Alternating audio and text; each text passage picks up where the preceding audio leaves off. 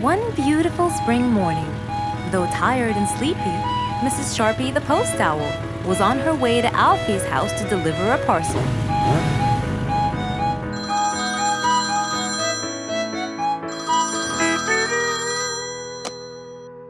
This is Alfie. Who is it? It's Chip, Alfie. How are you? I'm fine, thank you. Great! I sent you the new sheet music, which you have to rehearse. Of course. I will as soon as it arrives. As soon as Alfie hung up the phone, he heard a knock on the door. Good morning, Mr. Alfie. I have a parcel for you from Mr. Chip. Oh, thanks, Sharpie. I better start. Alfie took the parcel and got out the sheets. And then he went off to practice. Alfie the sea elephant was relaxing on the seashore, for it was his favorite place to be. He loved playing his violin, but suddenly the strings became so thin. And as he gave it a hard play, the strings snapped, and Alfie's face turned pale gray. Huh? Oh no! Not my violin! It's my one and only hobby! What shall I do? Oh, I know! I must go to Mr. Fox! Alfie walked towards Mr. Fox's place, hoping that he could help and solve his case.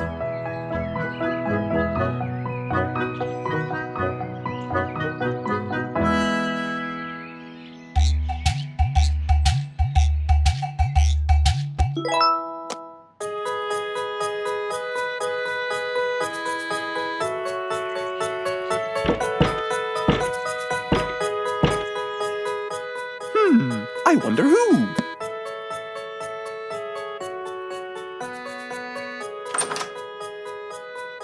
Alfie, our star musician. Welcome. Come on in. Thank you, Mr. Fox. Have a seat. Would you like some lemonade? Yes, please, Mr. Fox.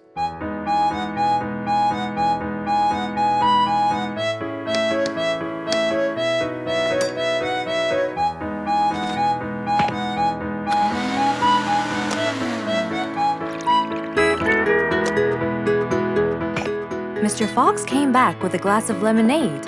He gave it to Alfie, then he noticed his violin. Oh, what happened to your violin?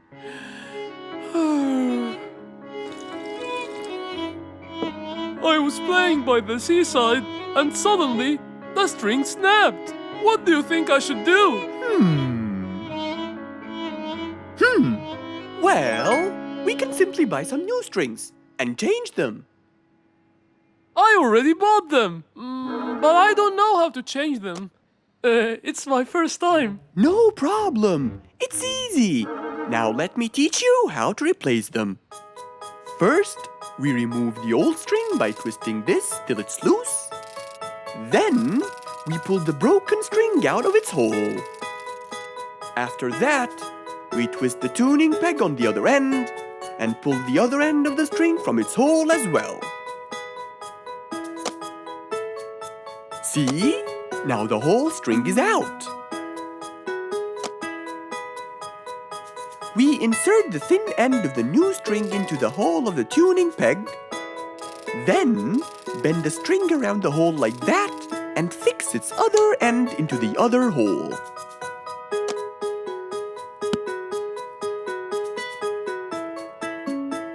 And there's the other string as well. Finally! Go ahead and play it. Okay.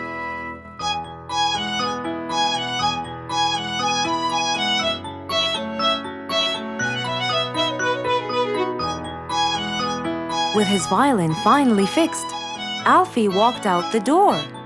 He went back to play on his favorite seashore.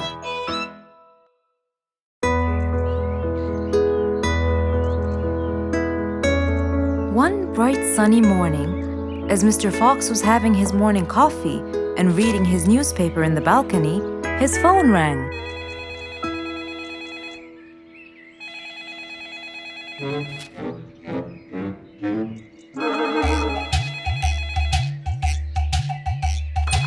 could it be so early in the morning? Hello? Hello, Mr. Fox. It's Rorik. Oh, hello, Rorik. How are you today? Not very good, I'm afraid. Why is that? My piano. I tried playing it today, but it sounds weird. How so? I don't know. Could you please come and check it out? Sure, I'm on my way. Thank you, Mr. Fox. I'll be waiting for you. And I'll be right there. So, quickly, Mr. Fox changed his clothes. He took his toolbox and his car keys, got into his car, and drove off to Rorik's place.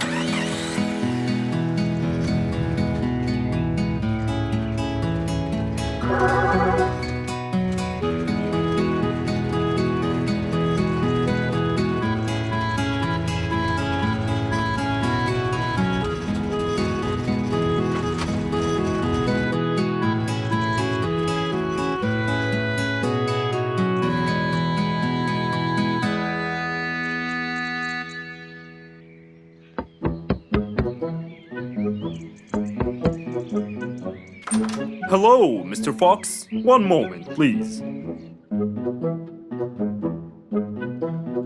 Your Majesty, Mr. Fox has just arrived. Of course. Let him in. Come in, Mr. Fox. His Majesty is waiting for you. Good morning, Rorik. I came right away. Oh, you're here, Mr. Fox. Please help me with my piano. It's the only thing that comforts me. Don't worry, Rorik. I'll see what I can do. Mr. Fox started to check the piano. He tried playing a few notes. What is it, Mr. Fox? Is it broken? Mr. Fox, please answer me. It sounds horrible. It's not broken, Rorik. It just needs tuning. Do I have to buy a new one? No, Rorik. It's very simple. I can tune it for you. Really? Thank you, Mr. Fox. I almost had a heart attack. However, Oh no, not that word.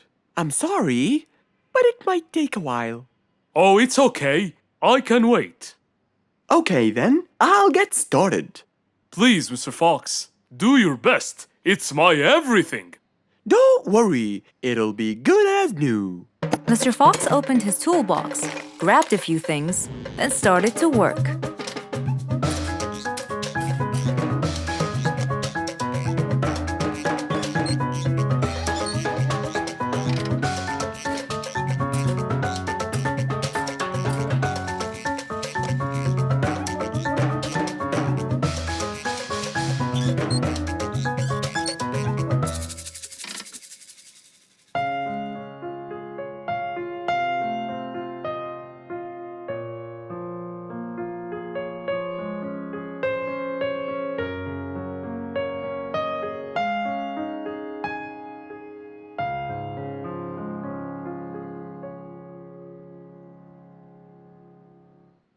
Beautiful.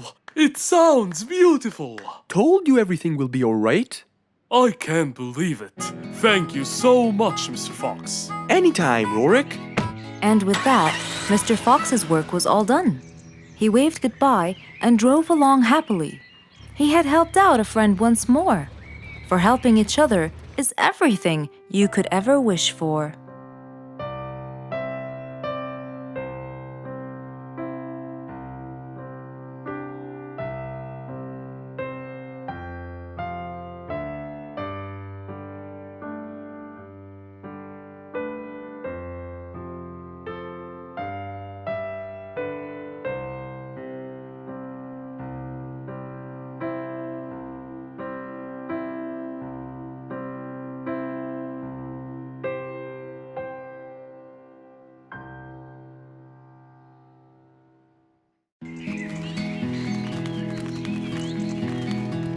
It was a beautiful sunny day. Feeling bright and early, Mrs. Sharpie was on her way to work.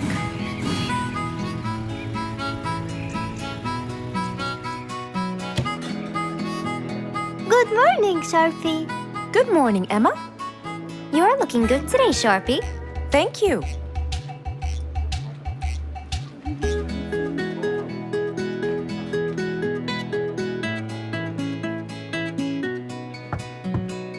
Come in.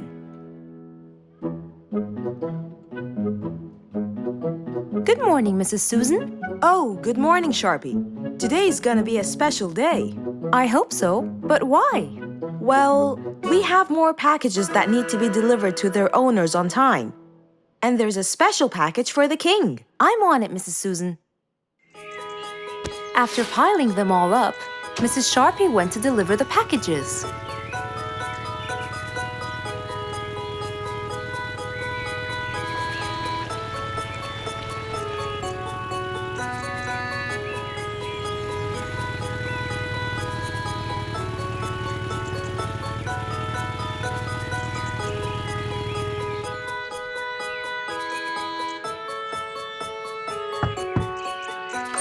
Here's your package. Thank you, Sharpie. Just in time. Looks like delivering the next one is gonna take some time. After safely delivering the package to Mr. Camel, Mrs. Sharpie took off to the opposite side of the jungle to deliver a package for Mrs. Deer.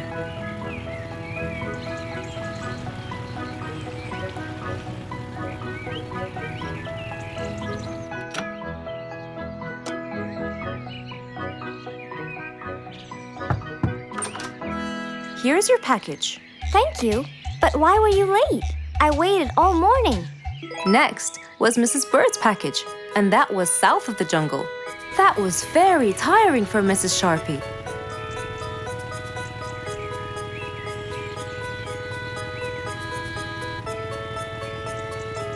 Mrs. Bird! Mrs. Bird! Here's your package. I thought you weren't coming. Thanks anyway. Next was Spike the Dragon.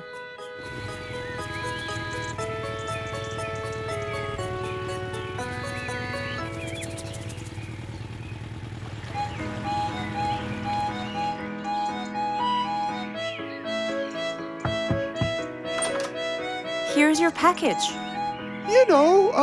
I never thought you'd be late. Oh no! It's the last package I'm delivering today. I hope the king is not too upset that I'm late. Worried and a little scared, Mrs. Sharpie took off to deliver the last package. She was already late as it is. The last package was intended for the king, and after being all over the jungle, will she be able to make it in time? Here you go, Mr. Timber. This package is for the king.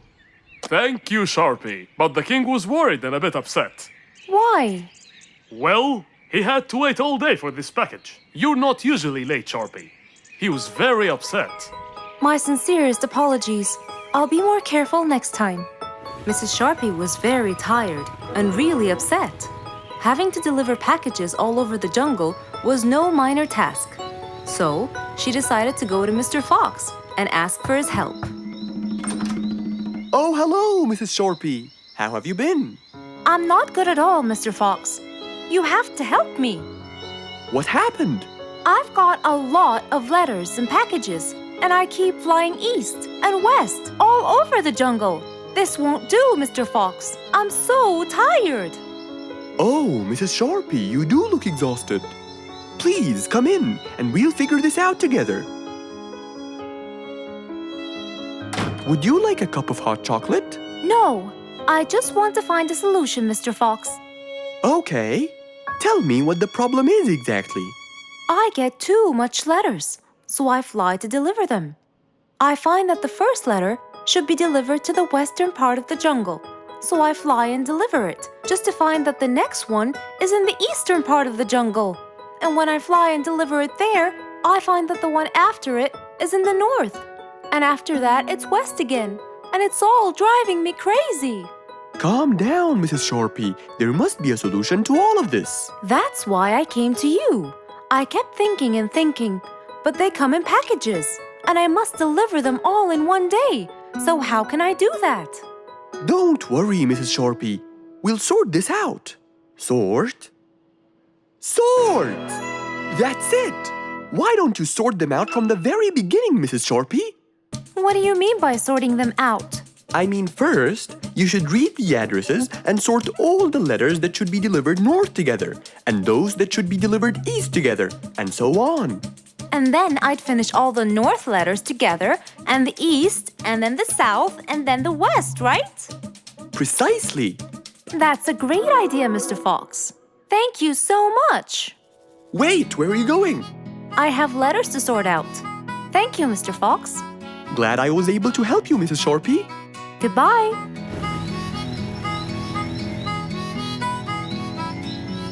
Happy with the solution she got, Mrs. Sharpie took off and looked forward to a new day with her new planned plot.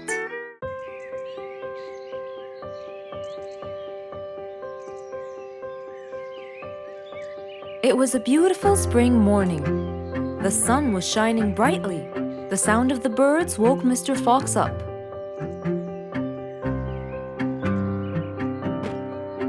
He changed his shirt, put on his tie, and his vest. Then he drank his tea. It was delicious. After reading a shop manager ad, he got into his car and drove off.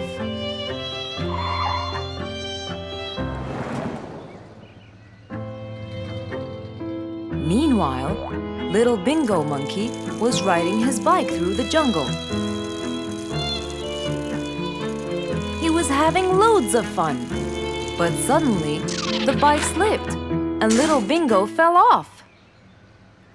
Are you okay, Bingo? Hang on, I'm coming. Yes, Mr. Fox, but my bike isn't. Oh, it looks like there's a problem with the tire. Don't worry, Bingo. I'm going to help you. Bingo, can you help me count how many nails I need? Of course. Here's 1, 2, 3, 4, 5, 6, 7, 8, 9. I think there are 9, Mr. Fox.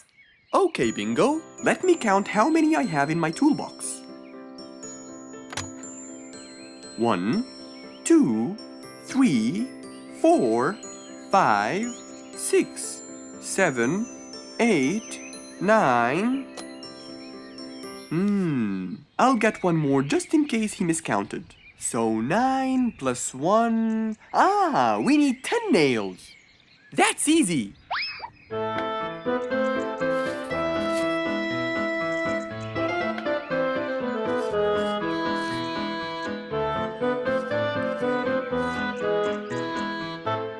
Okay, Bingo.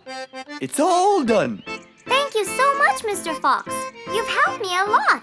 Come on, give it a go. So once again, little Bingo rode along happily.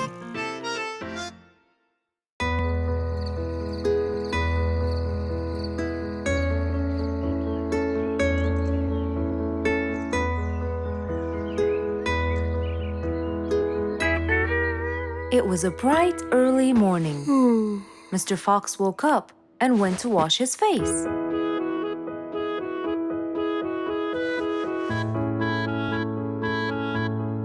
Since he was feeling a little hungry, he went to prepare some breakfast. He prepared fruits, some cheese, a fried egg,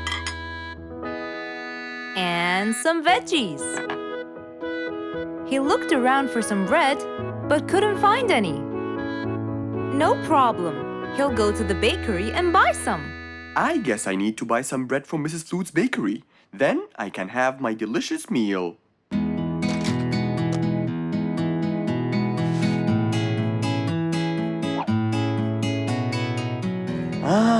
I'm very hungry. I'm sure glad the bakery is close by.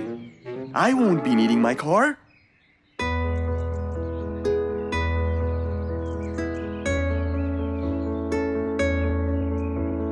Mr. Fox decided to walk to the bakery. He really enjoyed the early morning breeze. And on his way... Good morning, Mr. Fox. Oh, Mr. Falcon! How are you? Are you getting enough sleep? Yes! I can sleep most anywhere now, and it's all thanks to you, Mr. Fox. Glad to hear that, my friend. See you around.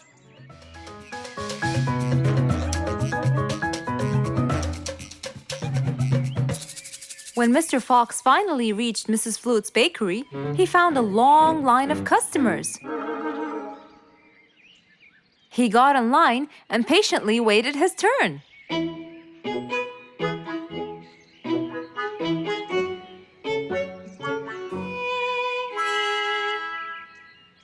Wow, looks like everyone wants bread.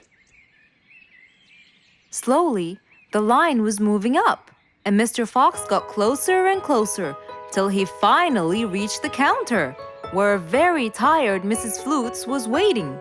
He was her last customer. Hello, Mr. Fox. Here you go. Hello, Mrs. Flutes. You look really tired. Yes, Mr. Fox, it's becoming more and more exhausting. Why? The number of customers has increased lately after I upgraded both the bakery and the quality of the bread that I produce. That's great. I know it's great, Mr. Fox, but the thing is, the rate of bread production is really low. Well, compared to the number of customers, that is. But why is the rate of production low? Well, Mr. Fox, grinding the wheat takes loads of time and effort. Sometimes it takes over a day or so. That's basically why everything else gets delayed. What should we do to solve this problem?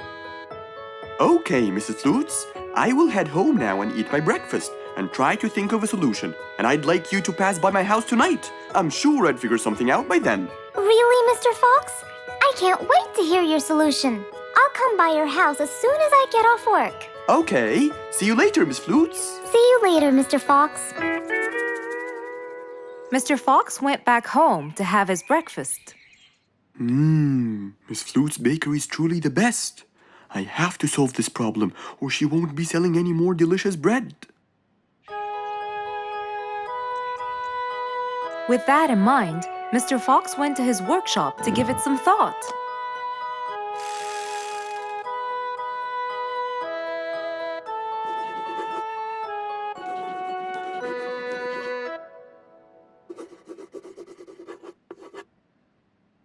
Finally, he had a great idea.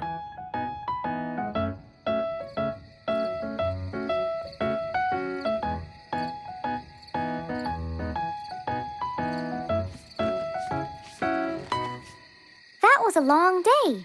I should head straight for Mr. Fox. I'm sure he would have solved my problem by now.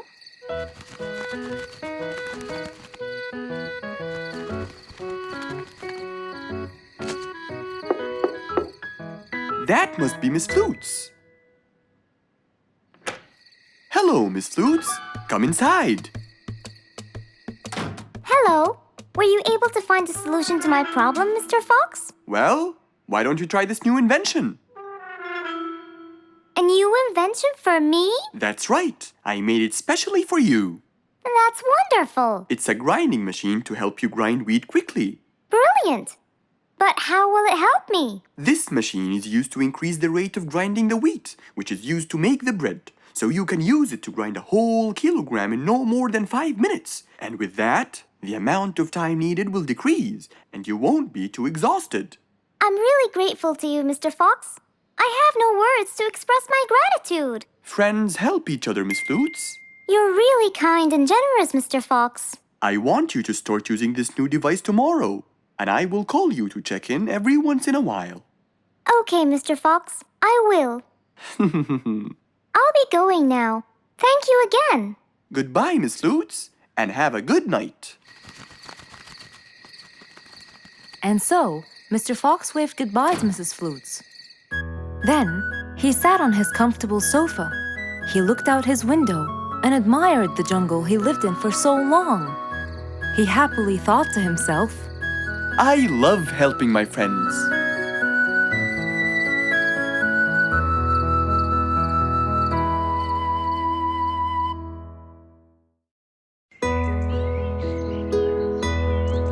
It was a bright early spring morning. Still feeling a little sleepy, Mr. Fox opened his eyes and got out of bed.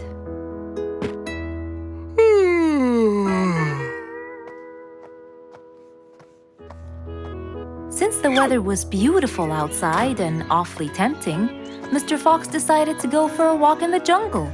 The sun was shining, the birds were twittering. It was a very peaceful morning. Well, sort of. Worried that something terrible could have happened to one of the animals in the jungle, Mr. Fox sprinted towards the sound. Are you kidding me? You're the size of an air balloon! Are you making fun of my size, you piece of you? What? Take that back now, you... No! I'll never take it back! This was all your fault! No, it wasn't! It was yours! No! It's always your fault! Now, calm down. Oh, Mr. Fox, I'm so glad you passed by. You're the only one that could solve my problem. Solve your problem? No, Mr. Fox will solve our problem. No way! What you did was a total crime. So not true. You're the one who started it all and injured me, you big... There, calm down. And just tell me what happened. He woke Squeeze me me! up. Slow down, one at a time. Mr. Panda, you go first. Thank you. Now, I was walking heading to my house when I realized that for me to get there, it will take me 12 minutes. And I was so tired and sleepy. So I thought about it, and I realized I should just lay here for a while and take a short nap. And just as I was starting to get comfortable, I found little chicklets screaming with the highest pitch into my ears, Mr. Fox. My ears! Can you believe that? Well, that's not a very nice thing to do, little chicklets. Why did you do that? But I didn't, Mr. Fox. And how is that? I was heading to my favorite lake, and I was walking just right behind Mr. Wicks, when all of a sudden, out of nowhere, he decided to lay down and fell to the ground and squeezed my beautiful wing. And if it wasn't for my high-pitched voice, I would have been dead by now. Well, that was pretty dangerous, Mr. Wicks. What should I do, Mr. Fox? I was really tired and I needed my nap. So I took it. What should a panda do to take his nap? Can't you just wait till you reach your own house? Or at least look behind you before you decide to fall down? My house is 12 minutes away, and all the walking had already stolen away all my energy. I had to take a nap to recharge. I can't keep on walking forever. Then look behind you or sleep next to a tree or something. Why don't you watch where you're stepping? It was a very troubling matter indeed. The little chick almost got crushed. But Mr. Wicks didn't mean it. He was just so tired that he fell asleep. Right? Mr. Wicks, answer me. Did you intend to squeeze little chicklet's wings? Of course I didn't. Were you aware that you were going to take a nap in the middle of the road?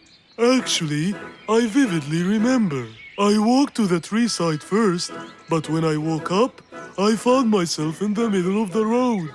How many naps do you need per day? From 5 to 7, I would say. Did you take a nap before you decided to head home? Of course. Do you usually nap in between? Not always, but today I went so far from my house. I tried to hurry to nap at home, but you know, I'm too slow. Say no more. I now know the answer. Really? Yes. Worry no more, little chicklets. From now on, Mr. Wicks will always nap at his own house. Just a second. Aha! There it is! Is that what they call caffeine? My, I didn't think it was that huge. No. It's something even better. Better than caffeine? And chocolates too.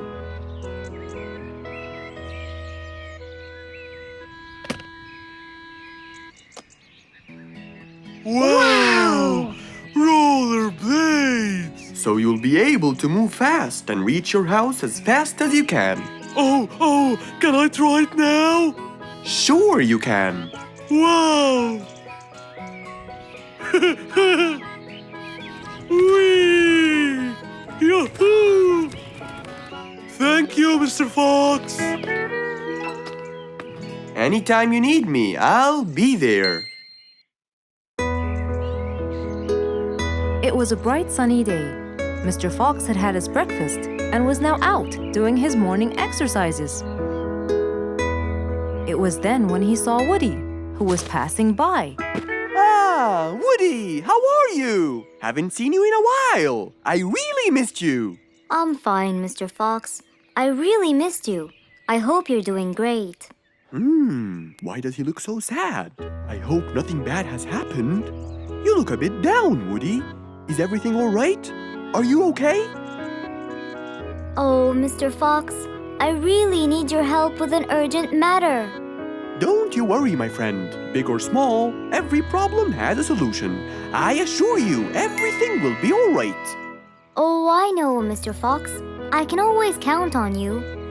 Let's go inside. I'll get you something to drink, and then we can sit down and you can tell me all about your problem. Let's go. Woody followed Mr. Fox to his house.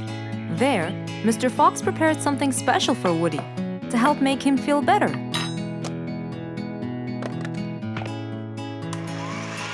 I made you some fresh orange juice. This will help you relax and cheer you up. Oh, you're very generous. I love orange juice. Thank you.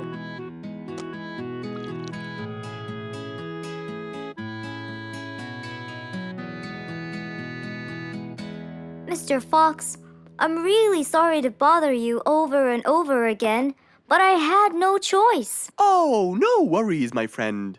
You know, Mr. Fox, I'm the jungle carpenter. My business has been growing recently, and now I have many customers. Yes, you're a hard worker. You deserve it. I used to build boats for fishermen. I got famous for my skills, especially after I built Nate the fisherman the boat of his dreams. He went and told everyone in the jungle about it. They overwhelmed me with requests. That's fantastic. I'm really glad to hear that. But Nate came to me yesterday and asked if I could build him a ship. One big enough for him and all his friends, as he is planning to go on a fishing trip. It's for a special trip, he said. Yes, I've heard about that. Well, the problem is, I've never built a ship before, and I have no clue what kind of wood I'm supposed to use. I don't know what to do. How will I build him the ship he needs without the proper wood? Will you help me, Mr. Fox? Whoa, that's a serious problem. I'm gonna have to look through my books. Well, you're never too old to learn something new. I could use some time. I'll call you as soon as I find a solution. I will be waiting for your call. I know you'll be able to help me, Mr. Fox. After Woody left, Mr. Fox started his researches on shipbuilding.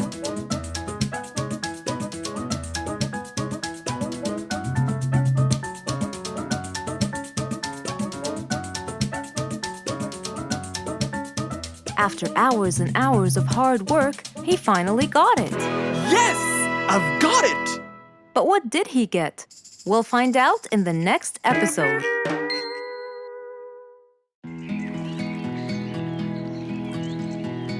What a beautiful morning! Mr. Falcon should have been here by now. He was supposed to get me some sugar candies from the other side of the river. I can't cross that river on my own. I can't swim. I'd better go to Mr. Fox. He'll tell me what to do. And since Mr. Fox helped many more, she went to him and knocked on his door.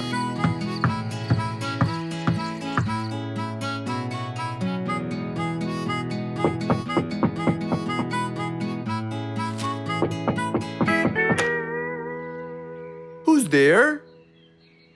Over here, Mr. Fox. Oh, little Auntie Lou. Welcome. Please come in. Thank you, Mr. Fox.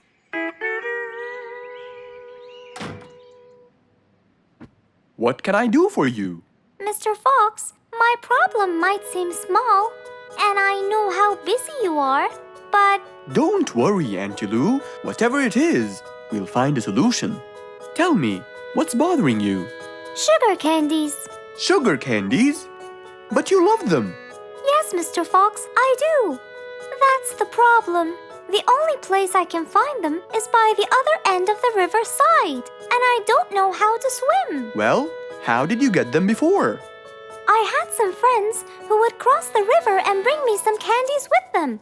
But I can't wait for them to go every time. I want to be able to get them myself. I see. So you want a way to cross that river by yourself? Yes. Do you want to learn how to swim? Impossible. I'm so afraid of the water. It's my worst nightmare. Isn't there any other way, Mr. Fox? Sure there is. Let me think. Mr. Fox thought quickly and without delay, for there was already another way. He'll build a bridge for Auntie Lou, so she could cross whenever she wanted to. Little Auntie Lou, how wide is that river? Very wide, Mr. Fox. It won't be easy, but let's go. Into the workshop ran Mr. Fox. He grabbed some wood and his toolbox. He put them in his jeep and hopped inside. Then he and Auntie Lou went for a ride.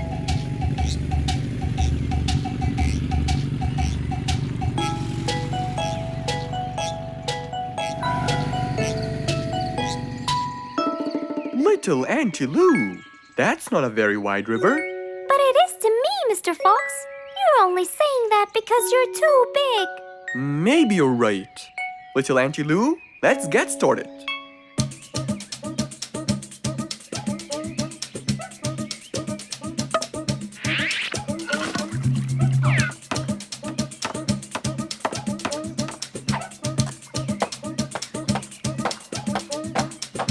Finally, the bridge is complete. Mr. Fox, that's exactly what I wanted. Thank you so much. I'd better be on my way to collect the sugar candies. I've always dreamed of this.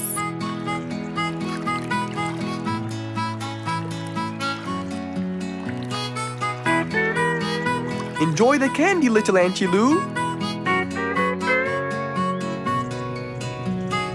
After giving his friend a happy end to the day, Mr. Fox took his car and carefully drove away.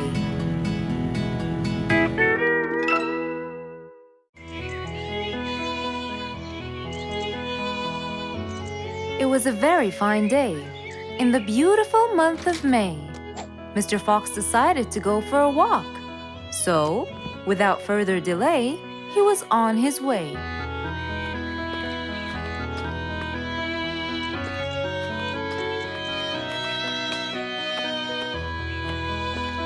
While Mr. Fox was walking, enjoying the sun and the trees, he heard a quarrel at a distance and someone saying, Stop!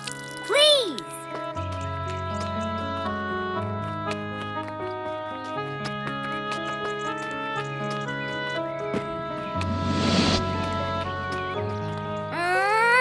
What?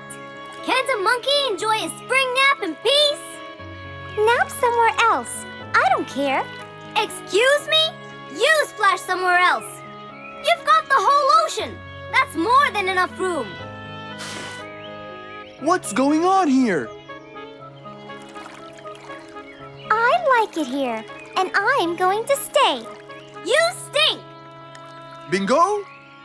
Bite me. Bubbles? I gobble you up, but I prefer a healthy diet.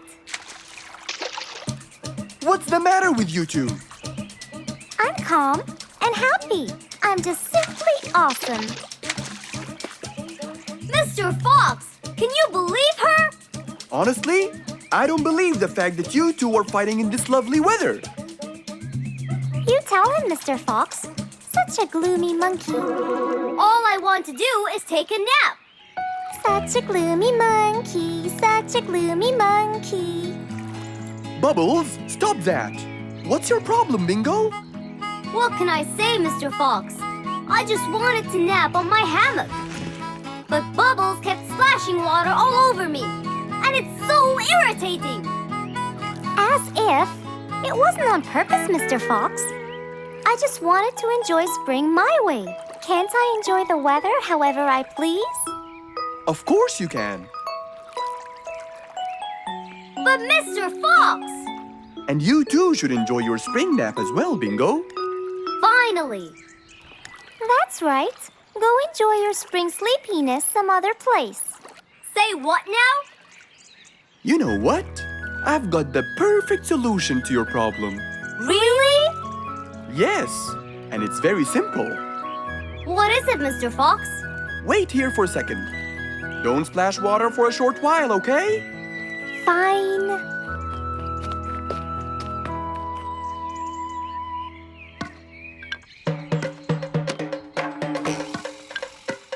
The hammock was very close to the lake. That's why Bingo got water all over him every time Bubbles splashed. But Mr. Fox wasn't gonna let them fight. He had the perfect solution for both their plights. What are you doing, Mr. Fox? Wait and see for yourself.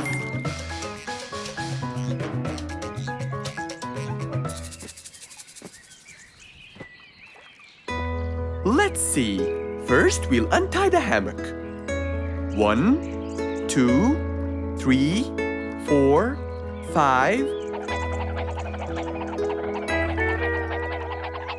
Now, we'll go a few more steps up and tie the hammock again. Here's good. There you go. Try it now, Bingo.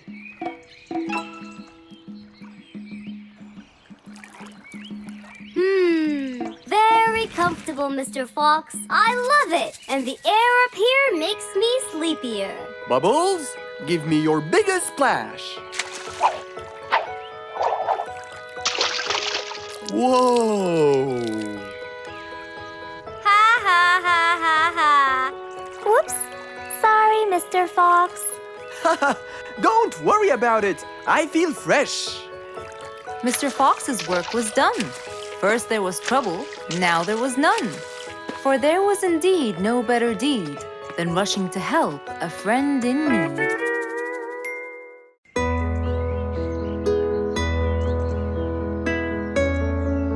Roo is sad and looks really down. On his face there was a frown. He had a cake, but he didn't care. And although it was his birthday, he said, Life's not fair. Thank you, Mom. "You're welcome, sweetie. Are you okay?" Yeah, I'm fine.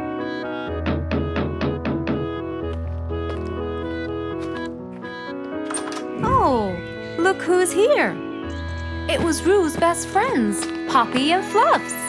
Hey there! Happy birthday! Wow, neat birthday cake. Yeah, just a normal birthday cake, traditional birthday hat, and the same old wishes over and over again. Roo, are you okay?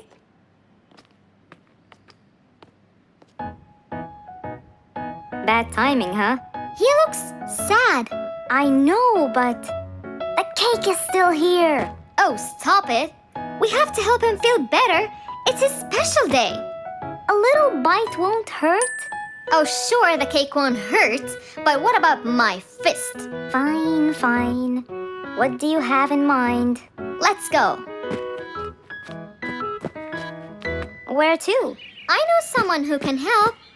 Mr. Fox? Duh. In an attempt to help their friend, Poppy and Fluffs went to Mr. Fox. Only he would know what to do.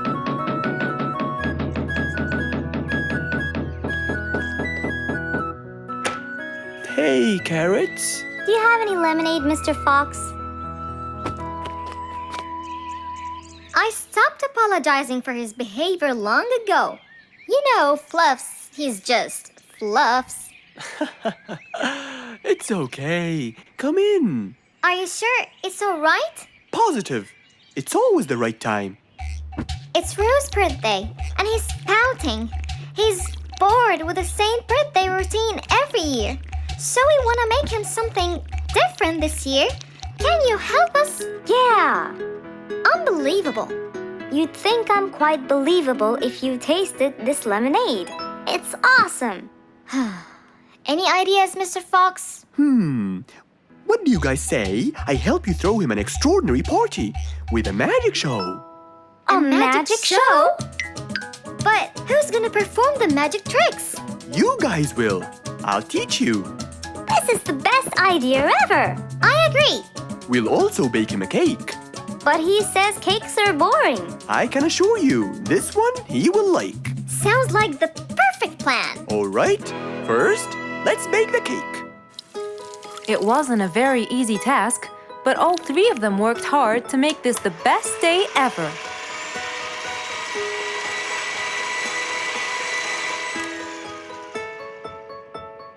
This is the coolest birthday cake ever! Now for the magic tricks. We need a bottle of water left in the freezer for around 2 hours and a plate full of ice. We'll also need some food coloring and soda. I'll get the color blue. I'll get the green and the yellow. And I think I'll get the red. We are all set now, I think. Not yet. What else do we need? Invisible ink. Huh? Fluffs and I will pour it over everything, including ourselves. And you, Pops, will give Roo this magic glitter. When he sprinkles it, everything will become visible. Cool. Let's go.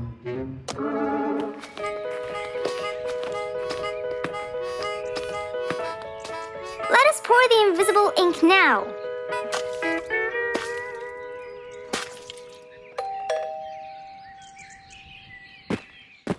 Hey, Roo! Hey, What are you doing? just sitting here, bored. Well, not for long. Yeah, right. Well, think again. Happy birthday. What's this? You have to sprinkle it around to find out. Where? First, on the table. Wow! How did you do that? It's a donut cake! Now try sprinkling all around. This is impossible! It's the coolest thing ever! It's not over yet.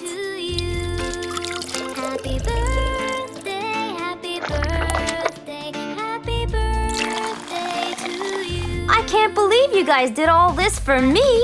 All thanks to Mr. Fox. He was a great help. I can't believe you guys! Thanks! That's what friends are for. Mom, come and see! What wonderful friends you have, Roo! Yeah, I think so too. Because of his friends, Roo's birthday was extra nice. One celebration was not enough, so they celebrated twice.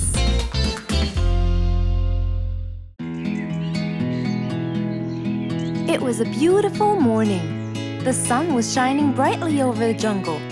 And seeing how nice the weather was, Mr. Fox decided to go for a walk.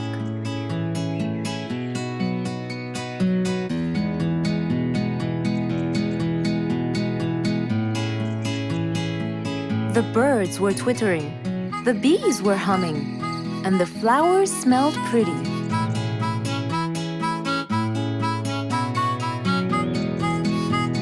As Mr. Fox was passing by Bingo's house, he saw him doing something really strange.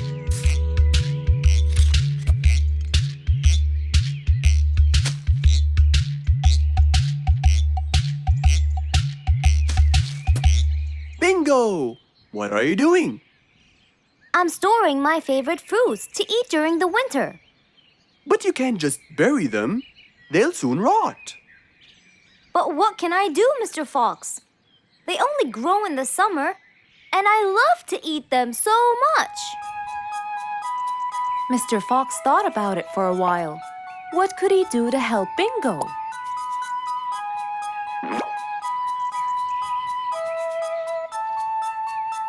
Don't worry, Bingo. I think I have an idea.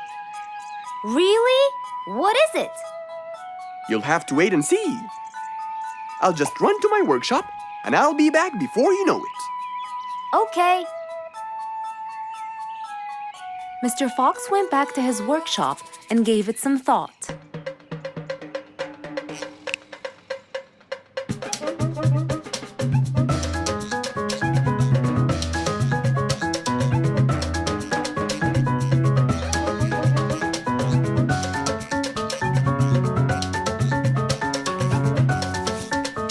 After calculating all the details, he started to gather the things that he needed.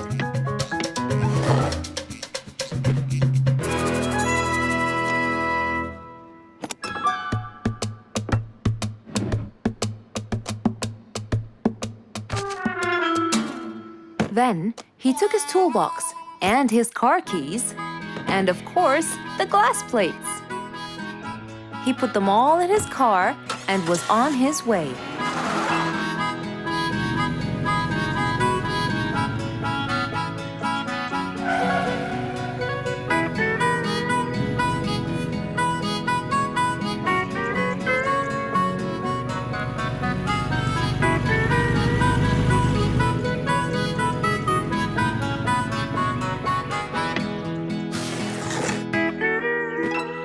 What's all this for? It's a surprise. I can't wait!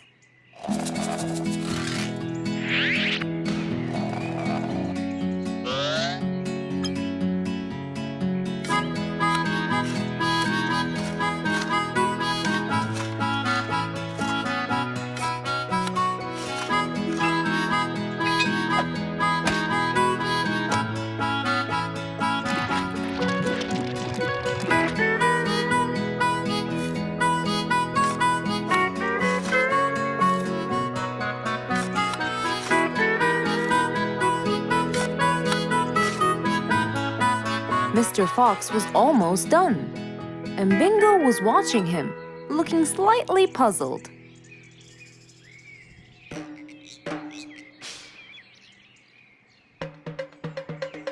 Here you go.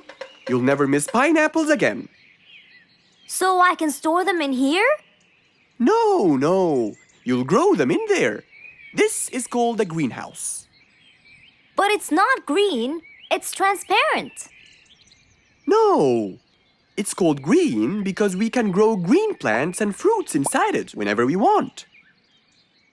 Oh, so now I can have pineapples whenever I want?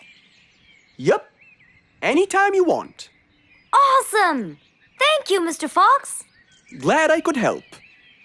Here, this is for you, Mr. Fox. It's the best one I've got. Oh, that's very nice of you, Bingo. I love pineapples. Now you and I can eat them anytime we want. After helping out his friend, Mr. Fox went back to enjoy the rest of his day.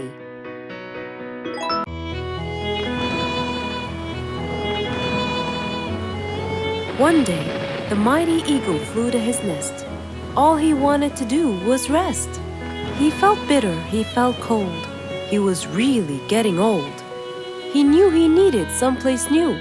So, off to Mr. Fox he flew.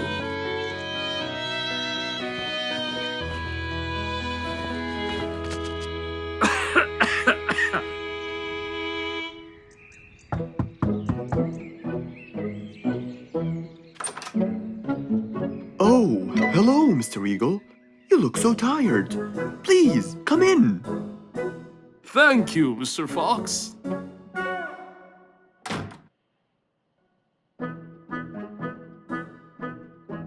Now tell me, how may I help you?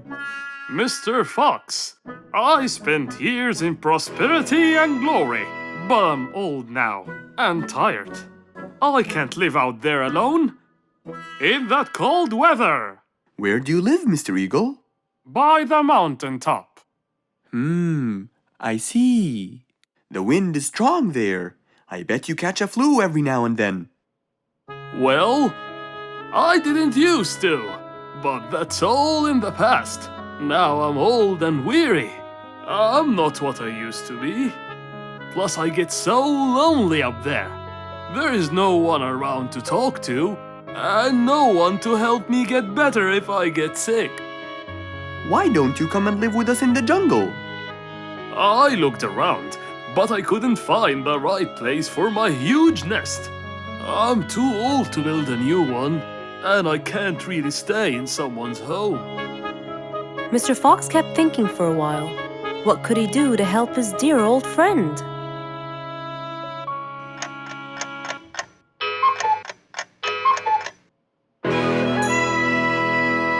I got it.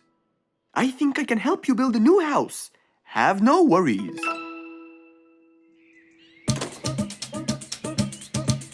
Mr. Fox quickly grabbed his toolbox and hopped into his car. He drove through the jungle while Mr. Eagle flew above him. He stopped in front of a tree that looked both old and firm. right in the middle of the jungle. Lots of animals and birds lived around here. What a beautiful place, Mr. Fox. Wait till you see what I have in mind for you. Mr. Fox started to work. He put a ladder against the tree and counted the steps up. 1, 2, 3, 4, 5, 6, 7, 8, 9, and 10. When he reached the tree branches, he opened his toolbox and took out some wooden plates. Then he started putting them together. All I need now is some nails to make sure everything would be A-OK.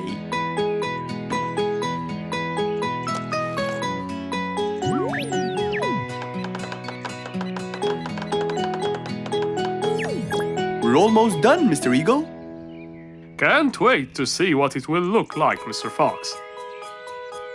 Oh my! What a wonderful treehouse! And it's all yours, Mr. Eagle. My own home. I can't believe it.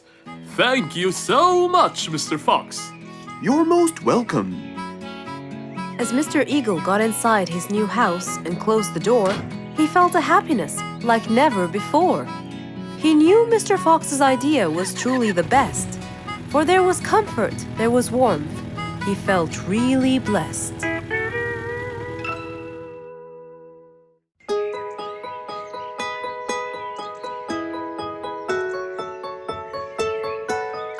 Beatrice was a little energetic bee. She wakes up early, eats her breakfast, and checks on her honey. Then she goes out to collect some nectar. That smells great. I'll take some from here. Wow, that looks fresh. Here's my favorite type. And so, she went collecting all the nectar she needed, and when she was all done, she went back home. But as Beatrice came closer and closer, she could see that someone had been to the hive. Oh no! My honey! It's all gone! Who could have done this? Beatrice looked right and left, but no one was there. Sadly weeping with grief, she went to the place where she might find relief. Oh, Beatrice. How have you been? Mr. Fox! Beatrice, what happened? Someone stole my honey and destroyed my hive! Who would do such a horrible thing? I have no idea! I was out collecting nectar, and when I came back, I found... Calm down now, calm down. I don't know what I should do! Mr. Fox felt sorry for Beatrice. He kept thinking of a way to prevent this from happening again. Aha! I got it! You know who did this? No, but I can prevent this from happening again. Really? Really? Come with me. At once, Mr. Fox ran to his workshop. He grabbed some steel, some wooden plates, and his toolbox. He then hopped into his car with Beatrice by his side and drove away.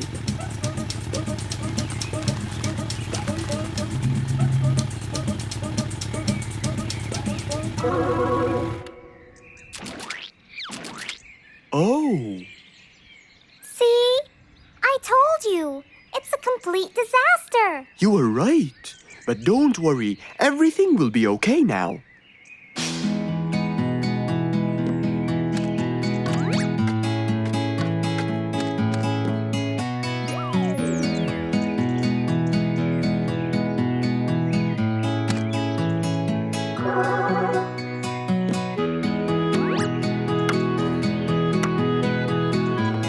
Mr. Fox started to work.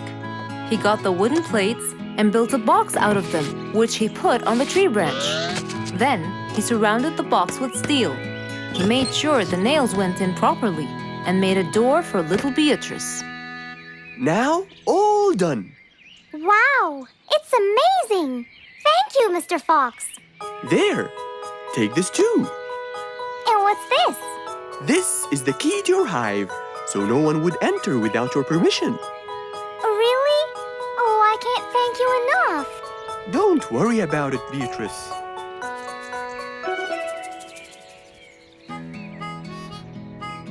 Here, Mr. Fox, this is for you. What's this? It's one of my delicious honey jars. It's the best kind I've got. Oh, you didn't have to. Well, thank you, Beatrice. And as Mr. Fox drove away, he thought that this was the perfect end to the day.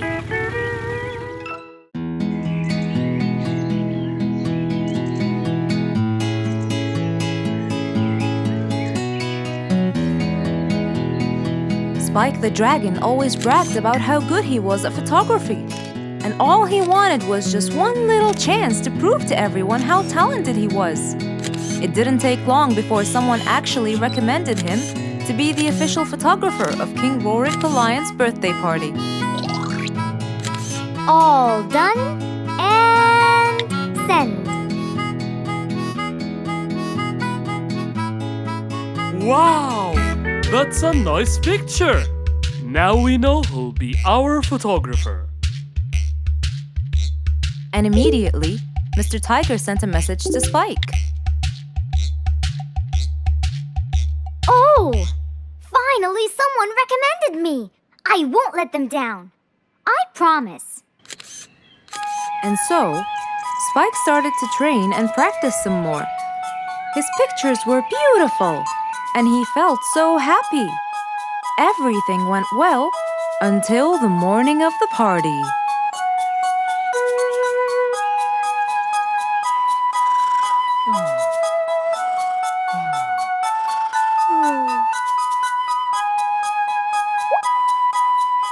Oh, today's the day. Finally. Maybe I should train some more.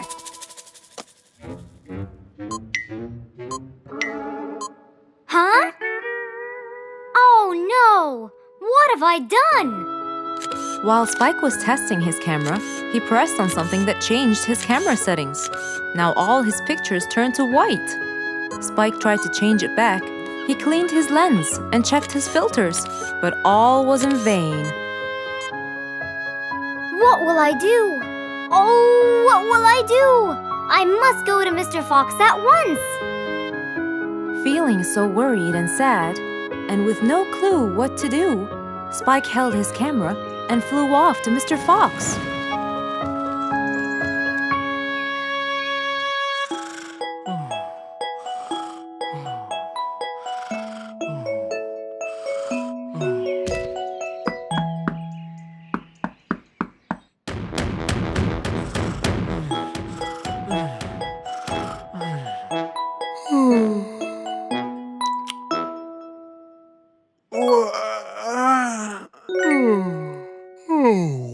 Who could it be this early?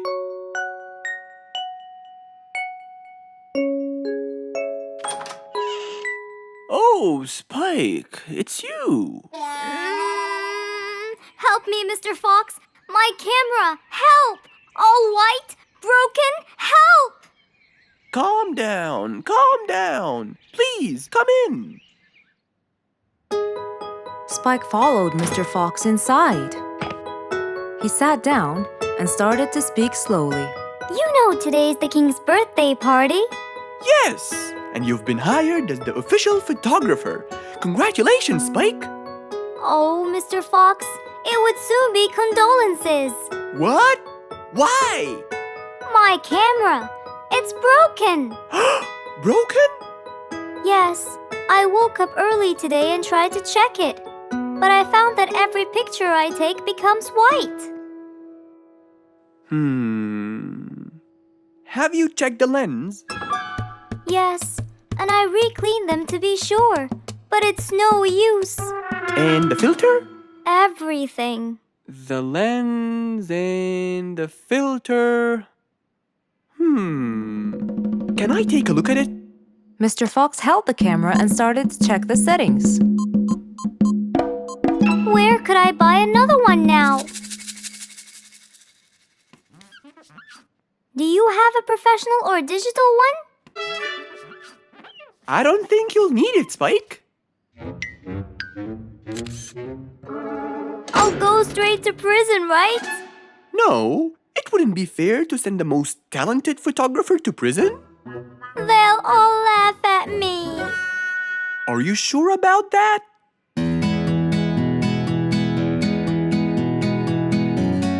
Mr. Fox took a picture with the camera and showed it to Spike, who couldn't believe his eyes. Wow, it's back.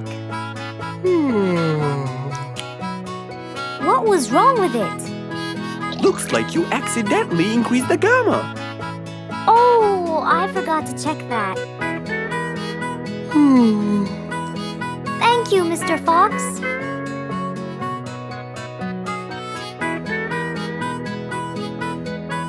I'll go now. See you at the party. That would be awesome. With that, Spike walked out of Mr. Fox's place. He went back home with a smile on his face. An autumn windy day. It was Jumbo's birthday. He was dancing and playing with his friends, hoping this day would never end.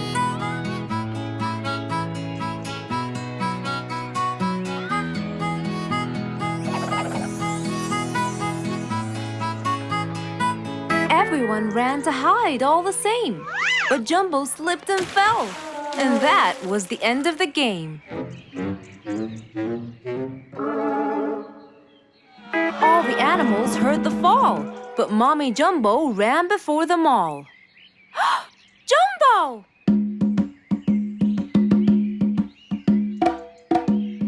Oh, Jumbo. Combo, you have to take him to Mr. Fox immediately. So, without further delay, off to Mr. Fox's house they hurried away.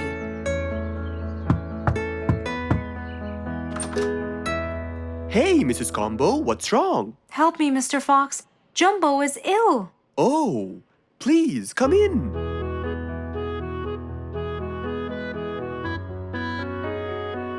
You look cold, Jumbo. I'll get you something hot to drink. Thank you, Mr. Fox.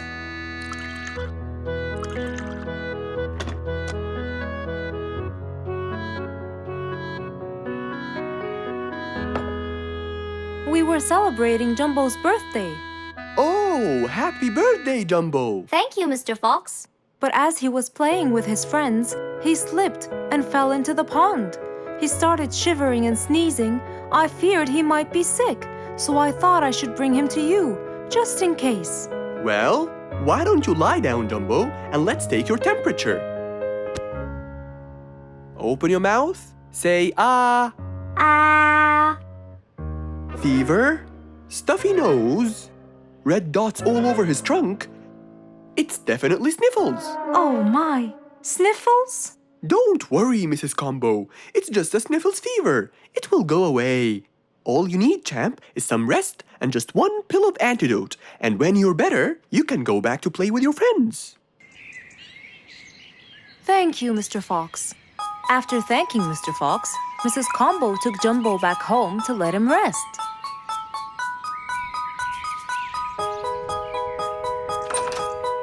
All right, Jumbo. Now all you need to do is follow Mr. Fox's advice and keep Mr. Thermometer under Under my tongue? To find out if I'm all better so I can go outside and play with my friends? But first, you gotta Keep my thermometer in my mouth? Right, son. You can count on me. Now, you'll stay put and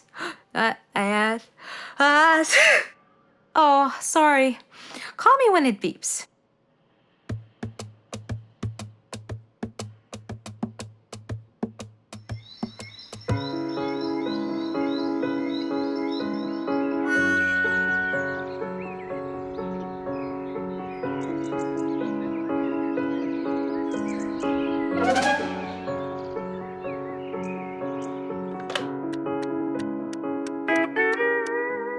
Hello, Frisky. How are you? Hi, Mr. Fox. Roo and I were playing and I'm about to win. Listen, Frisky. I'm going to visit Jumbo now and check on him. I'm sure he'd be really happy if you and Roo come with me. What do you think? Great idea, Mr. Fox. I want to check on him too. We'll meet you there. As agreed, Mr. Fox met Frisky and Roo at Jumbo's house. I'm coming!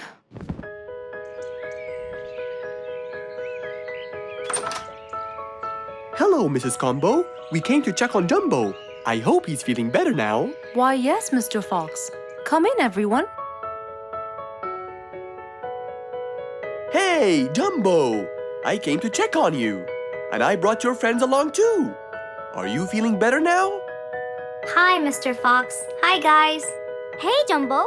How are you feeling? Well, I feel better, but...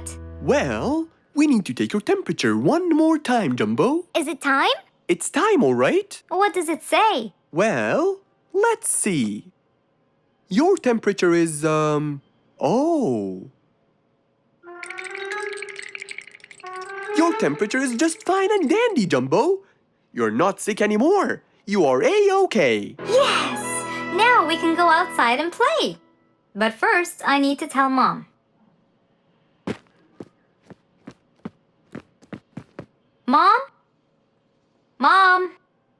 Where could she be? She's not in the kitchen. Mom! She's not in the living room. I wonder where she is. I'm here, in the bedroom. Mom? Are you okay? I think I might have caught a case of sniffles too. Don't worry, dear. I'll be fine. Now why don't you go out and play hopscotch with your friends? I'll join you when I get better. But Mom, I won't be happy if I go to play and leave you here all by yourself. I'll be only thinking of you. So, what do you think you should do, little Jumbo? I have to sit here and take care of you, Mommy. You always take care of me when I get sick. I'll take care of you and never leave you alone. Oh, I love you more than anything in the whole wide world, Jumbo. Now it's time to take your temperature. Right, Mr. Fox? You're absolutely right, Jumbo. So rather than go out to play, by his mother's side, he decided to stay. Rose stood in front of her painting stand, holding a few colors in her hand. But things weren't going as she planned.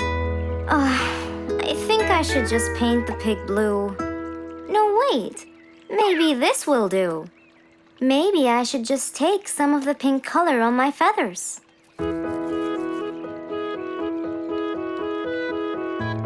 This isn't working.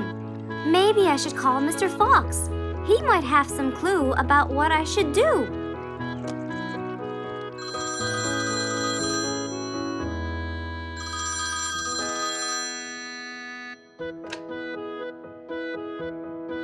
Hello. Hello, Mr. Fox. It's me, Rose. Oh, hello, Rose. How are you? I'm fine, Mr. Fox, but I do need your help with something. Do you think you could come and meet me? I'm at my usual painting place. Sure, I'll be right there. So, without a moment to lose, Mr. Fox got ready, got into his car, and drove off to where Rose was painting.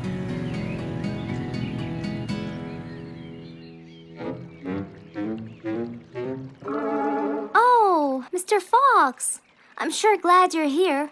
I tried everything, but nothing seems to work. What are you trying to do, Rose? I was just trying to get some pink paint, Mr. Fox. I'm not sure that this is the right way to do it, Rose. Well, what should I do? Do you have an empty color palette? Of course. So, what colors do you need? I have red, blue, yellow, black, and white. But I still need pink, green, orange, purple, and brown. Let me see. If we take a bit of red and a bit of white, we can make pink. Oh, it's just like magic. How about the other colors? Do you want to try? Why, yes, I would. But which colors do I use? Use your imagination, Rose. I want to try red and blue. Okay. Wow! Now I can paint my violets purple. Do you want to try again? Sure. This time I'll try red and yellow. Nice! Now you have orange. It's beautiful, Mr. Fox. But I'm still missing green. Well, let's see. We still haven't mixed blue and yellow, have we? Right!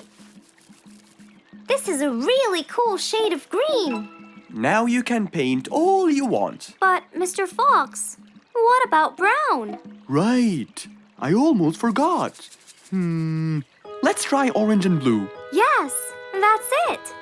I really can't thank you enough, Mr. Fox. Don't worry about it. I really like your painting. You do?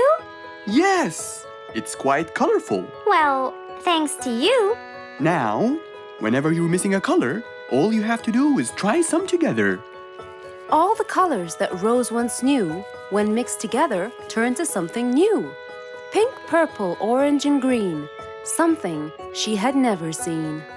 Who can you always count on?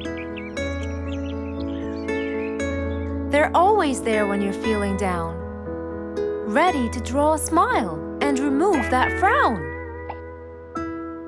They make a bad day so much better, especially if you share toys and play games together.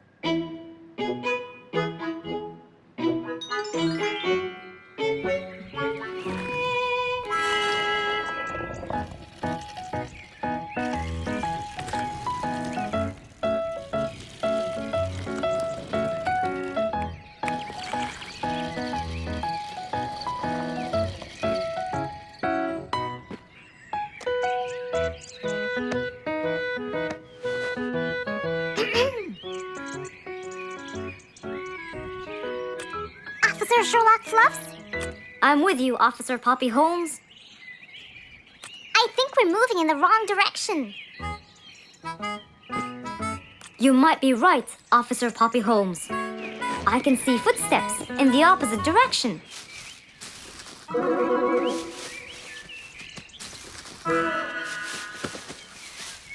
Officer Sherlock Fluffs. I think someone is after me. Run, officer! Run!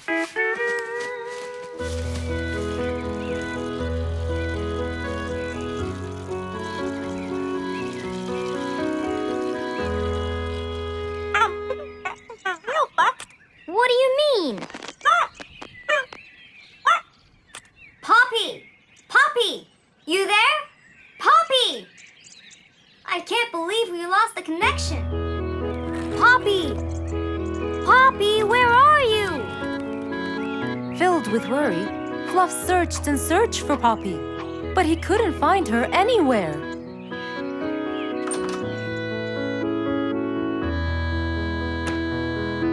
Hey there, Fluffy.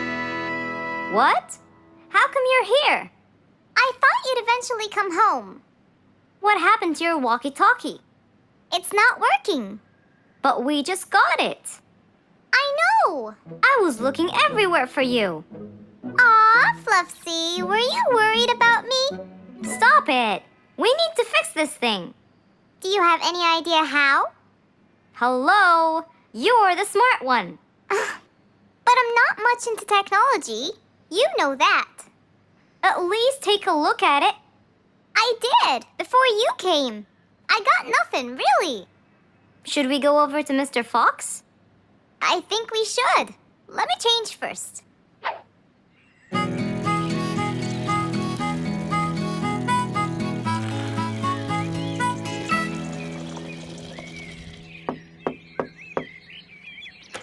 Hello. Hey! Mr. Fox, Poppy broke her walkie-talkie. I so did not. Don't fight, you two.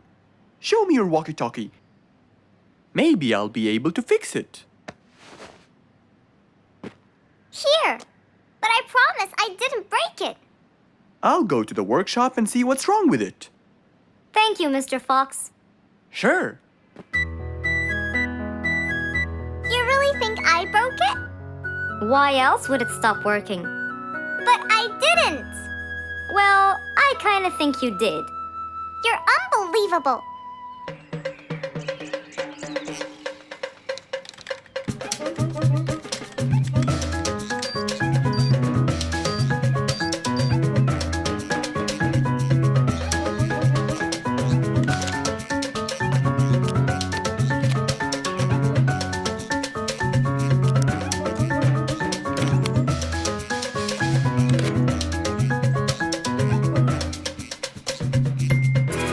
It's working just fine.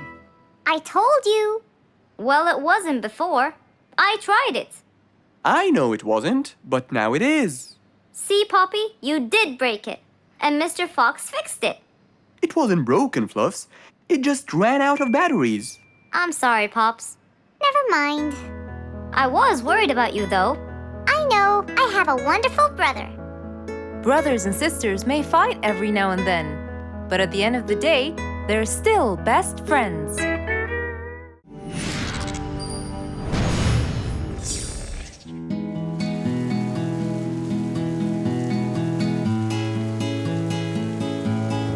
One stormy winter night, when most of the animals stayed warm in their beds and turned off the lights. There was thunder, there was lightning, and Woody the Woodpecker found it frightening. He knew he was in trouble, for his house will soon become rubble. Oh no! What am I going to do? I better go to Mr. Fox before things get worse. With a nice cup of hot chocolate, Mr. Fox continued reading his book when the doorbell rang. It was winter. No one would walk in the rain unless they had a complaint. Woody, what are you doing walking around in such cold weather? Hurry, come in.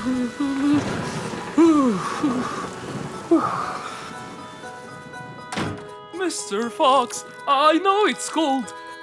And I'm sure my problems will make you feel bored. But I need your help. Of course. Don't worry. Have a seat, Woody, and I'll get you a hot drink. It must have been terrible to go out in that storm. Okay. Thank you, Mr. Fox. So, what exactly is your problem? My roof, it gets ruined by the rain. Oh, I keep fixing it every now and then. But now, every winter is a nightmare. here you go, Woody. Thank you, Mr. Fox. So tell me, what happened to your roof? The rain makes it damp. Sometimes I fear it gets too damp. It might fall. Oh, you're right. That's a serious problem. Well, will you help me? Mr. Fox knew he couldn't stop the rain, but he couldn't let Woody's efforts be in vain. There had to be another way. I have an idea. We need to guide the water off your roof. But how can we do that? Well, we need to visit the jungle shop. But first, we'll wait for the storm to pass.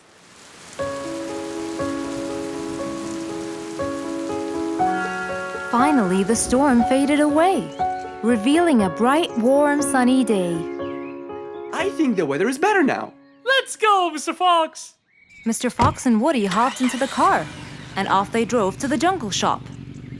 So, what will we buy from here, Mr. Fox? A sloped roof. A roof? But how will we transport it? Oh, don't worry. There's a new type of roof. They sell them like, pieces of a puzzle. Oh, that's smart! Yep. Mr. Fox and Woody chose a nice big red roof. Then, off they went to Woody's house. Mr. Fox got a ladder and climbed up. He started to fix the roof from the top. Now, all we need is to put the pieces together.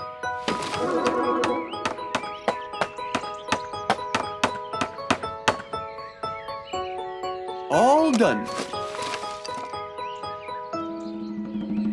I'm coming down. Wow, it looks great!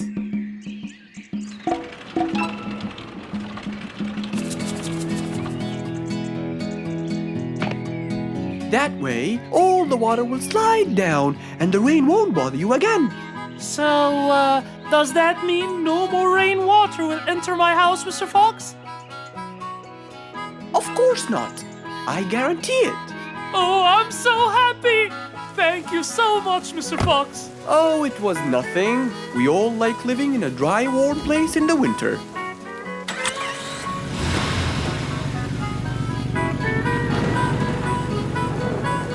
Woody thanked Mr. Fox, for now he could enjoy the warmth and comfort of his house.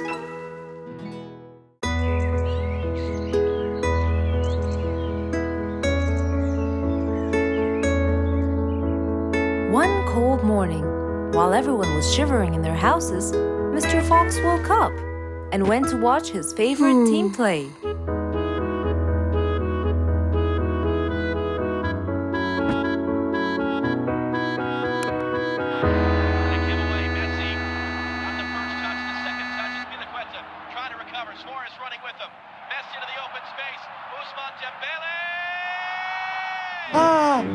He's going to win! I wonder who could it be so early? Wait a second! I'll be right there! Good morning, Woody! How are you? It's been a long time since we last met. Oh, Mr. Fox, it has been a while. Tell me, have you finished building Nate's ship? Yes, Mr. Fox. I used teak and bamboo. Nate liked it a lot. He took it out on a trip. He and his friends had so much fun. Great! Mr. Fox, I noticed how beautiful your flowers look. You take really good care of them. Of course. And you know what? I'll tell you everything I know about flowers. Really? Thank you, Mr. Fox. Come in and have a seat while we talk. Okay. Woody followed Mr. Fox inside.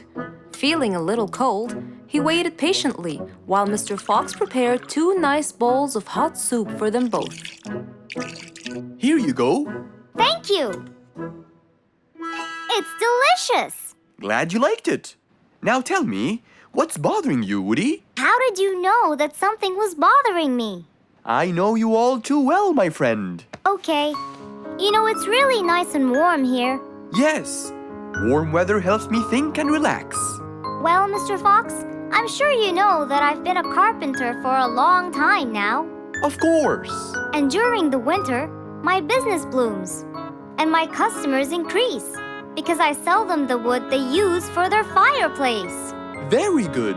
But where's the problem? The problem is, they're not all the same. So each customer needs the wood to be suitable in size for his fireplace. That's true. And as you know, I work alone. So I take so much time and effort to cut and adjust the wood to suit each and every customer in this jungle. Sounds like a serious problem. He looks really worried. Okay, Woody, why don't you come with me to my workshop? It's round the back. There, we can think together and I can invent something to help you solve your problem. I really hope so, Mr. Fox. Don't worry, we will. I know. And you taught me that there's a solution to every problem. And Mr. Fox solves every problem. Ha ha ha! That's right, Woody.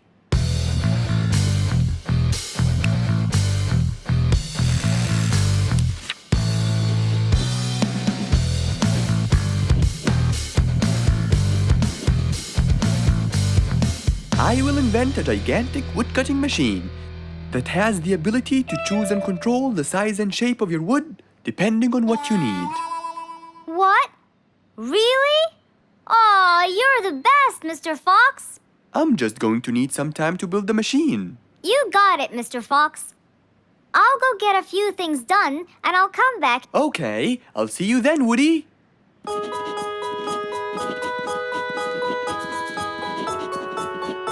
Mr. Fox started designing his cutting-edge invention. He knew that is exactly what Woody needed to help him with his carpenting business. And because he was making this device for Woody, he thought he'd add a bit of color to make it all even more special. Finally, this is it! Mr. Fox's size-adjusting wood-cutting machine.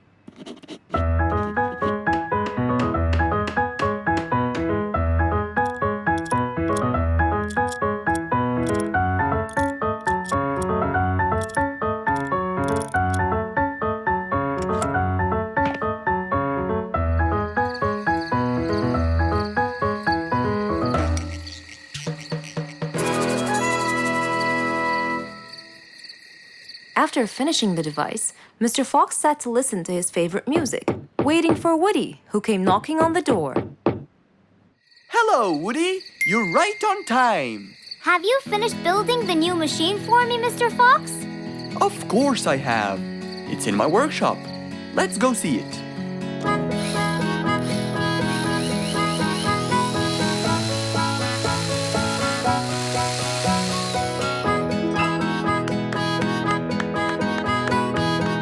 Fantastic! I don't know how to thank you, Mr. Fox. I'm really grateful for what you've done. Don't thank me. I only did what I had to do. I'd better be off now to cut more and more wood. Have a wonderful evening, Mr. Fox, and thank you again. Good night, Woody. See you soon.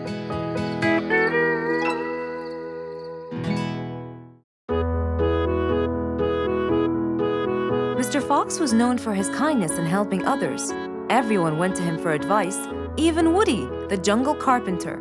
After being assigned the task of building a really big ship, he went to Mr. Fox, seeking his wisdom. Mr. Fox listened carefully to what Woody had to say, and in turn, promised to help him. He started a research on shipbuilding, and after hours and hours of hard work, he finally got it. Yes! I've got it! But there is something I need to check first. Mr. Fox went for a walk in the jungle, looking carefully at every tree on his path. Then he stopped in front of one and said, Yes! That's the one! Immediately, Mr. Fox took a paint bucket. He wanted to mark the tree, so he wouldn't forget which one it was. After that, he got into his car and drove off.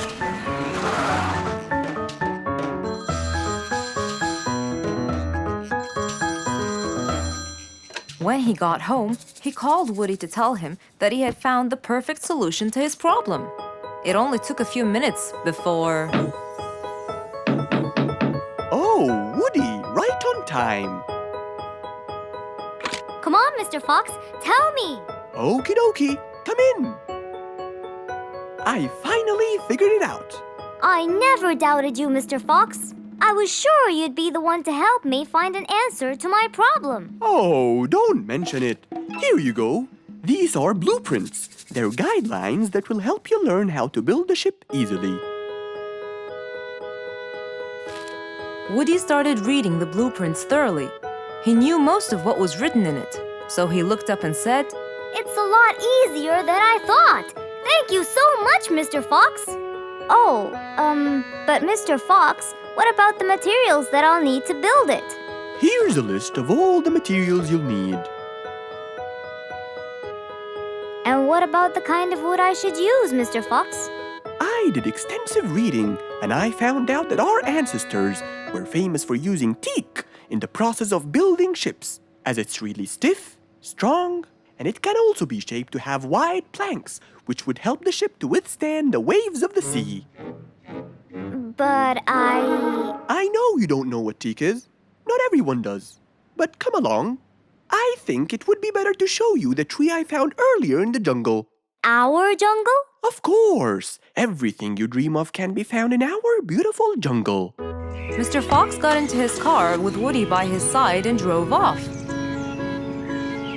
They headed towards the tree that Mr. Fox had marked earlier.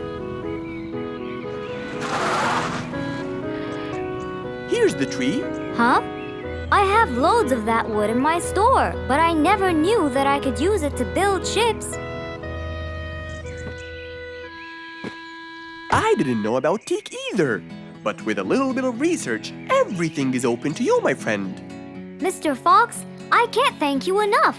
I'm really happy right now. I'll never forget what you've done for me. It's my pleasure, Woody. Now that I know what I should do, I'll go back and start building that ship for Nate as fast as I could. Thank you again, Mr. Fox. So, after helping his friend, Mr. Fox got into his car and drove away happily. You know, it's true what they say. A friend in need is a friend indeed.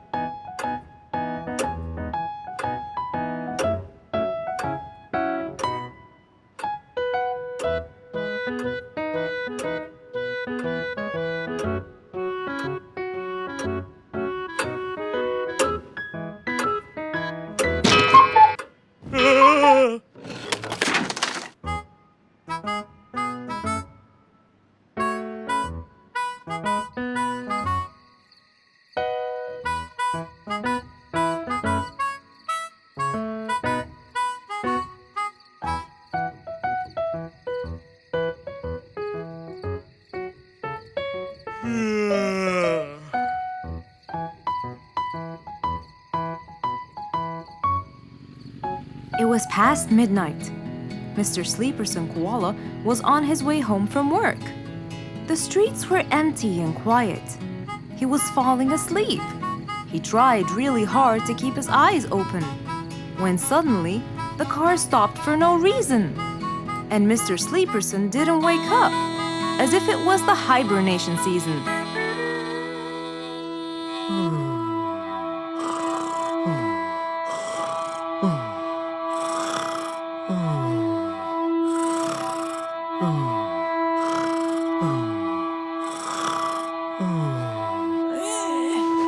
What is that? Mr. Sleeperson fell asleep on his driving wheel. The horn was too noisy for Mr. Fox to bear. He tried to block the sound out, but it was no use. He pulled his cap over his head, put earmuffs, but it was all in vain. He couldn't bear that horrible sound any longer. What a horrible sound! Who could it be this late at night? Oh no! Mr. Sleeperson! It's you again! What brought him here this time of night? And he slept on the driving wheel. Excuse me. Mr. Sleeperson! Hello? Hello?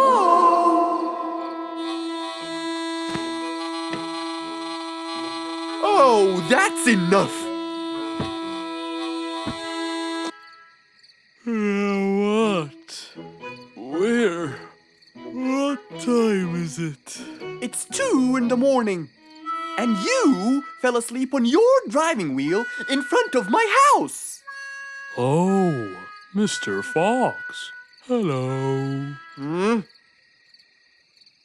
Oh my, it's 2 a.m. Oh, you noticed? So how can I help you, Mr. Fox? Help me? Help me? You're the one in front of my house. What am I doing here? I don't know. You tell me. I was fast asleep when I woke up to that horrible sound of your noisy horn. Oops. Sorry. I must have fallen asleep while I was driving again. My bad. Never mind that. Could you please drive all the way to your own house without falling asleep or bumping your head against the horn? Oh, sure, Mr. Fox. Have a good night. Good night. But as Mr. Sleeperson tried to start the car, it wouldn't start. Huh? Oh, man! Oh, Mr. Fox, wait! Help! Now what? The car won't start. Is that so? Can you check it for me, please? Of course! Mr. Fox walked back to the car and started to check it out.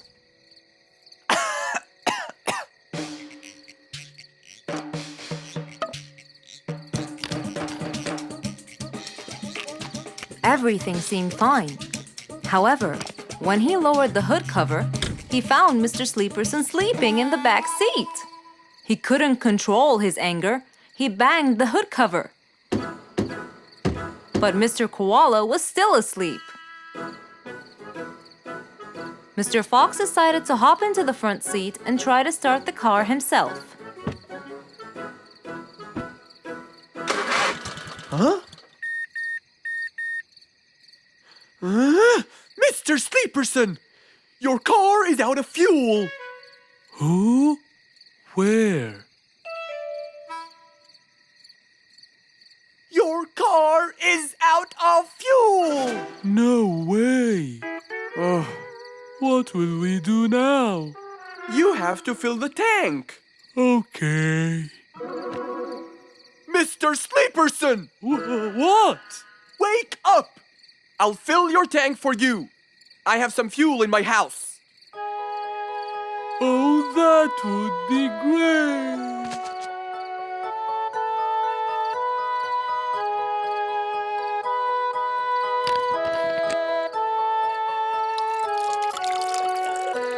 Mr. Sleeperson, it's all done. You can go home now. Oh, thank you. Thank you so much. You're welcome.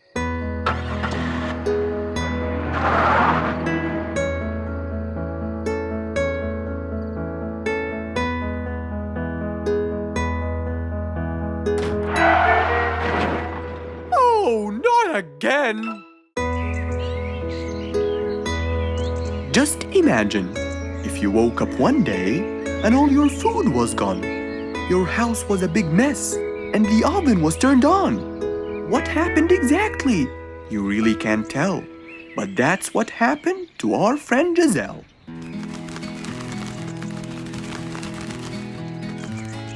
It was a lovely morning, just like all others. But when Giselle arrived, she was burdened with troubles.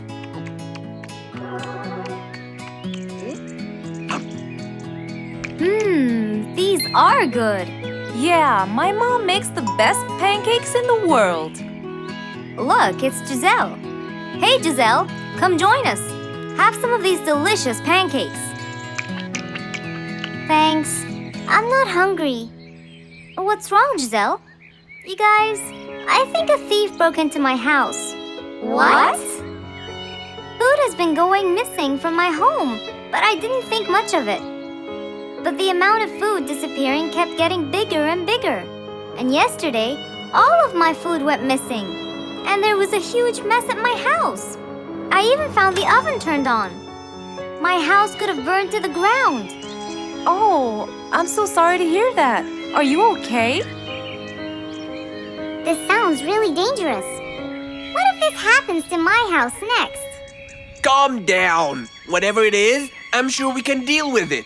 Giselle, let's go to your house and check it out. And so, they left for Giselle's house. They had no idea what would be waiting for them. Oh dear, what a mess. Did you not hear them at all? I heard noises, but by the time I got up, they were gone. Did they take anything else other than food? No, nothing else is missing. So how do you explain all this mess? Maybe they were trying to find their way in the dark. I think Bingo's right. They didn't want to turn the lights on so no one would see them. Yes, but there are more important things. A thief had been here last night, and I don't think Giselle had time to worry about all the dishes. You're right. These are not mine. I didn't use these. That means that whoever was here didn't just steal the food. They ate it all here. That would explain why the oven was on. They cooked. Okay, calm down. We'll figure out a plan to catch them. But first, let's clean everything up.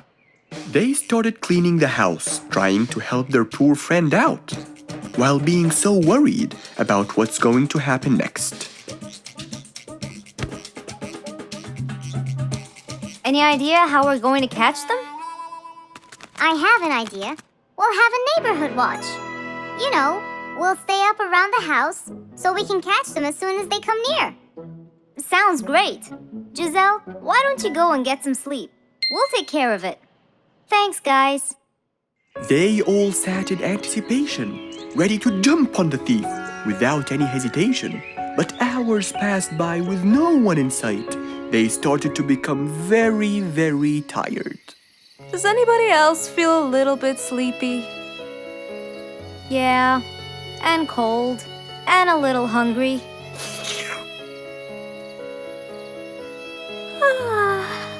Parrot, do you see anyone from up there? No, no one's around. Guys, you can go home. I'll stay here for the rest of the night. I'm not tired.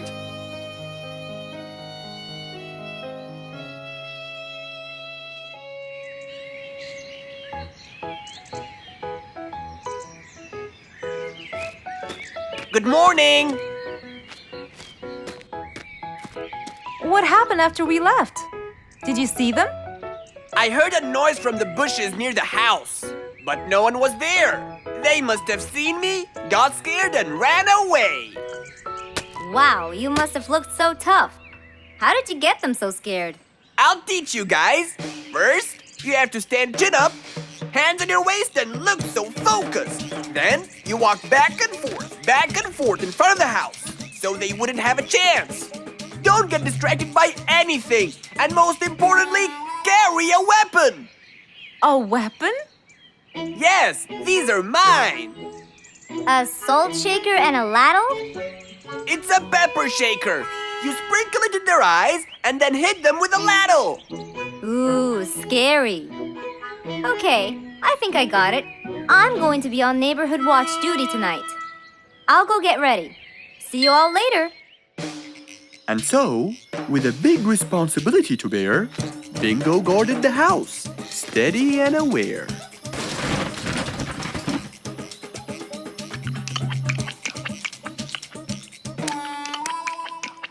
Zebra, what are you doing?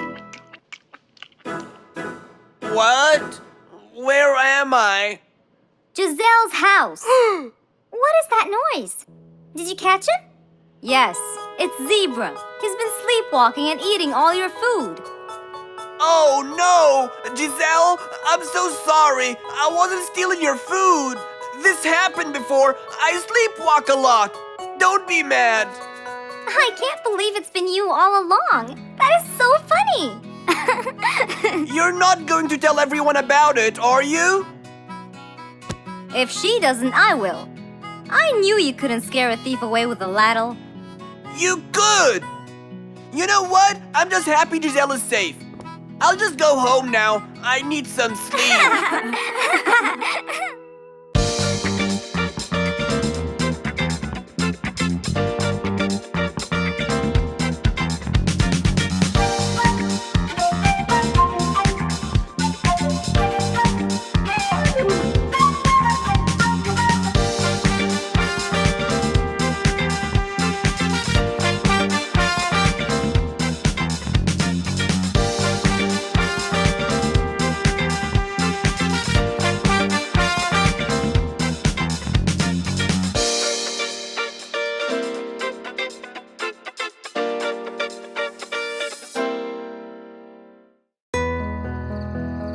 One nice spring night, Mr. Fox was sitting in his balcony, relaxing and drinking his favorite juice, when suddenly the phone rang.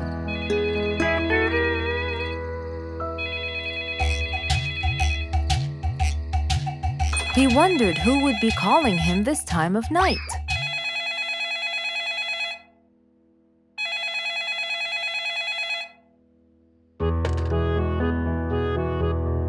Hello, who is it? Mr. Fox, it's Rorik.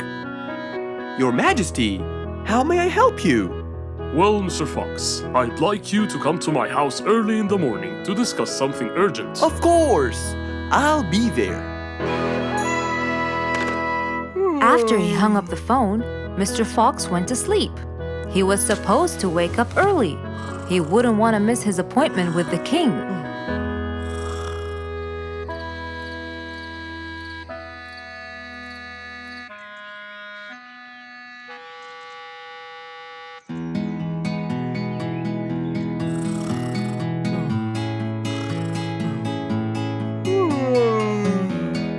Early next morning, Mr. Fox woke up and went to wash his face.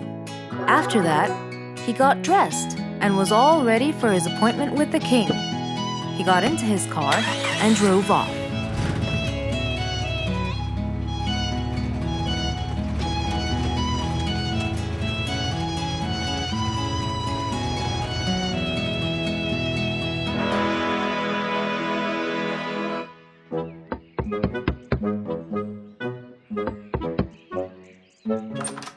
Hello, Mr. Fox. One moment, please.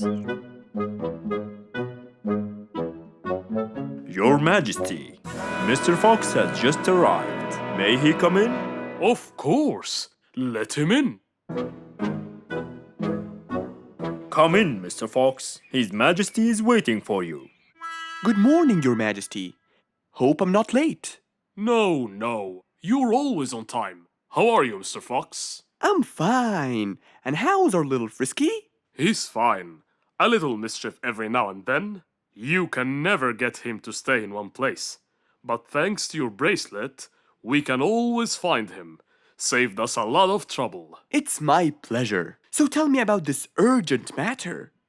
As you know, our jungle's population has been increasing lately. Indeed, our population has increased. Yes, but it's getting harder to summon them all to the meeting every time. That's why I called you, Mr. Fox. I need you to figure out a way for me to reach all the animals at the same time. Let me see. I need to think this through. That's okay, Mr. Fox. But please, don't take too much time. Don't you worry, Your Majesty. I will find a solution by tomorrow. As Mr. Fox got into his car to get back home, he thought all the while about the king's request. How could he help the king with his problem? With everything else Mr. Fox has faced, this might be a slightly bigger challenge for him.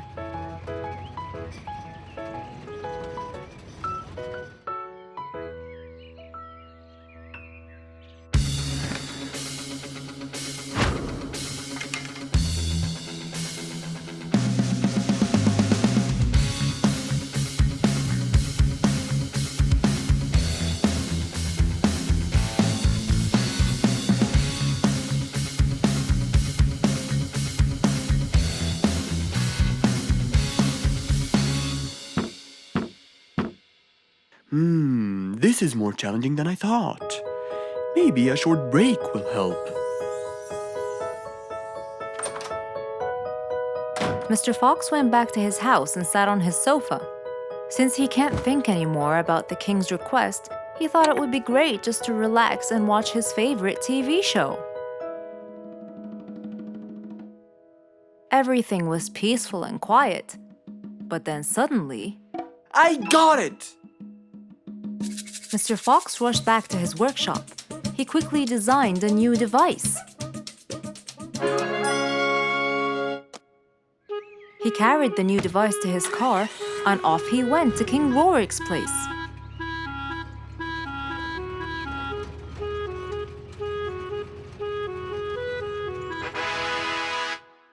Mr. Fox, I thought you were coming tomorrow. Did you solve my problem? Yes, Your Majesty. This is a solution to your problem. That's great! But what's that, Mr. Fox? This is a megaphone. I made it specially for you. Every time you need to meet the animals, all you have to do is roar into it. Mr. Fox, you're a genius! But be careful. It's powerful. So make sure that no one is around you when you use it. Of course! I can't thank you enough, Mr. Fox. You're a great asset to all of us. It's my pleasure, Your Majesty.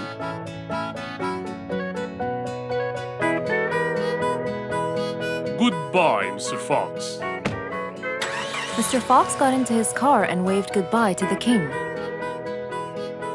He was feeling happy and pleased. The problem was now solved, and he was able to help out a friend once more. It was a nice, warm autumn day. Mr. Fox was doing his morning exercises, sit-ups, push-ups, and running on the jungle track. A very refreshing start to the day. But then, unexpectedly, fog started to form, stopping any plans to enjoy the beautiful weather. Why is there fog covering the whole jungle? This is really strange. It's been happening a lot lately. I really hope everyone's all right. I should head home now. Oh, I think I should probably stay home today. I don't have my morning newspaper yet. And how would I? It's impossible to see. Aha! Wait a minute. I'll try calling Mr. Falcon. He'll definitely tell me what's going on. Mr. Fox held the phone and dialed Mr. Falcon's number.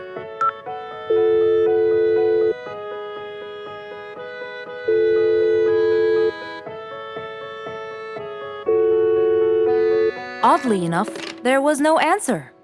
I guess he's not home. Maybe I can reach him on his walkie-talkie.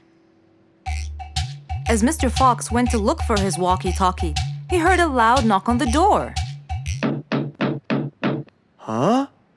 I thought everyone stayed home in this weather. Who could it be?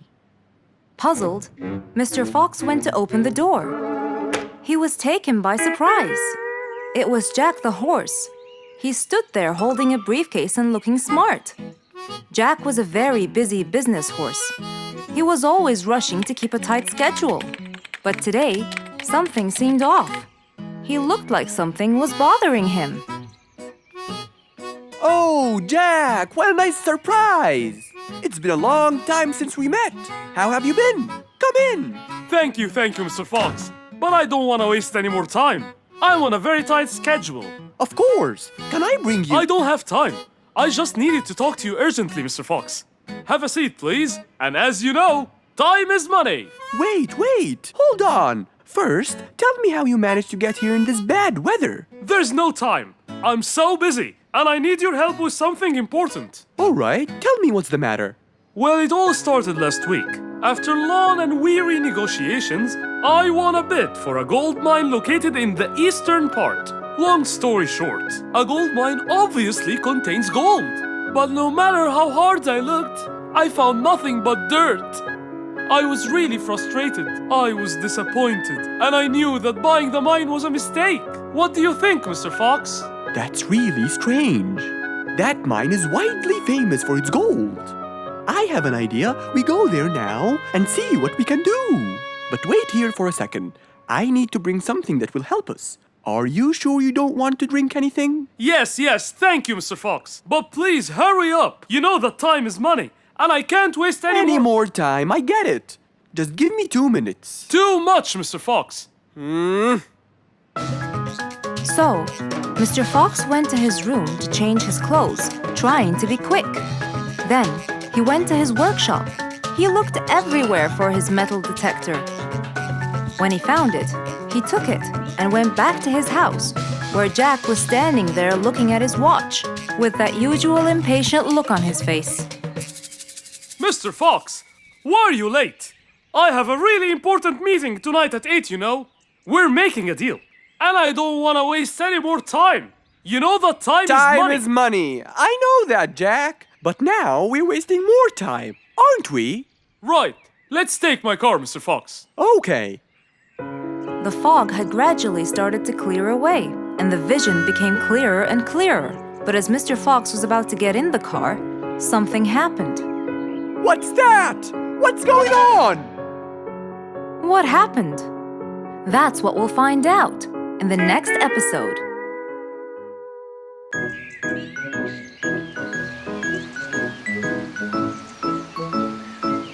It was a beautiful Saturday morning.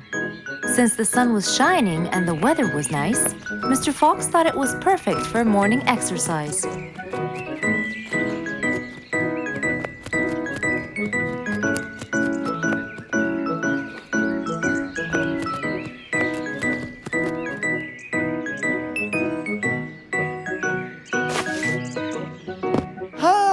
Piggy, how are you? Haven't seen you in a while. I really missed you. I'm fine, Mr. Fox. I really missed you too. I hope you're doing great. Why does he look so sad? I hope nothing bad has happened. You look a bit down, Piggy. Is everything all right? Are you okay? Oh, Mr. Fox, I really need your help with an urgent matter. Don't you worry, my friend. Big or small, every problem has a solution. I assure you, everything will be all right. Oh, I know, Mr. Fox. I can always count on you. Let's go to my house. I'll get you something to drink, and then we can sit down and you can tell me all about your problem. Let's go. With that said, both of them headed off to Mr. Fox's house. So, Piggy, tell me what's the problem? I keep trying to grow a plant in my garden, but it keeps dying. Do you give the plant enough water? Yes, every day. Well, how about the sun? Do you keep it in an open, sunny area? Yes, I do. I plant it in my garden. Looks like I'll have to come with you to find out what the problem is. Wait here for a moment, please. So, without further delay, Mr. Fox changed his clothes and got ready. Then, they both got into the car and drove off to Piggy's house.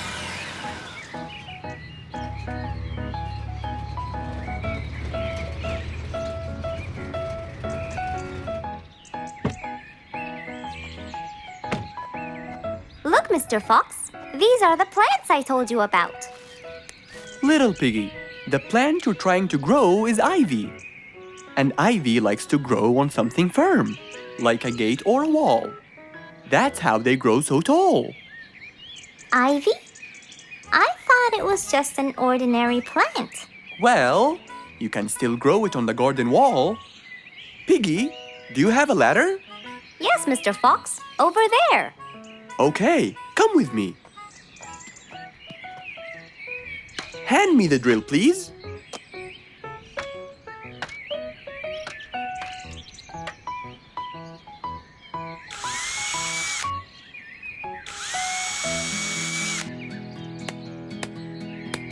After drilling the holes and hammering the nails, Mr. Fox hung the ivy plant all across the wall.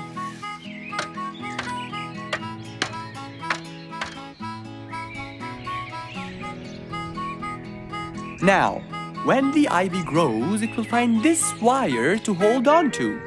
I got it. Thank you, Mr. Fox. You're welcome. Take good care of it. After saving the plant and helping his friend, Mr. Fox took off. And that, my friends, was the end.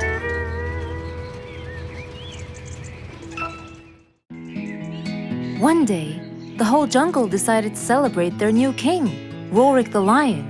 He was young, active, and picky, and known for his loving spirit. After his coronation, King Rorik moved to his new mansion and started to check it out.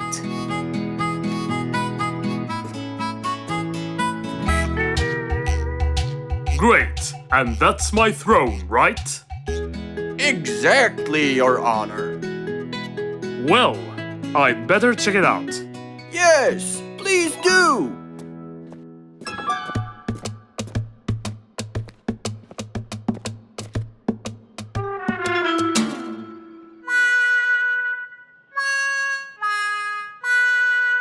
Ah, timber! That's too uncomfortable. But Your Honor, it was made especially for you. Not good enough. With a sad look on his face, Timber went to call Mr. Fox and ask him for help. Meanwhile, Mr. Fox had just finished his morning exercises and was heading back home.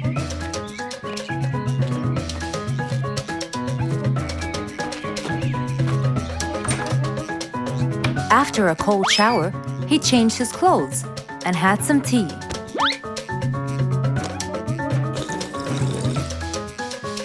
Then, he quickly read about the king's coronation in the newspaper.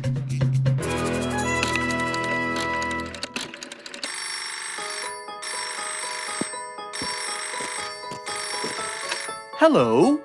Hello, Mr. Fox. Can you please, Hello, Mr. Fox. This is Rorik. Oh, hello, Your Highness. How may I help you? I need you to come immediately. There's a huge problem, and I'm pretty sure that you're the only one who can help. I'll be right there. So, Mr. Fox quickly took his keys, hopped into his car, and drove towards the king's manor.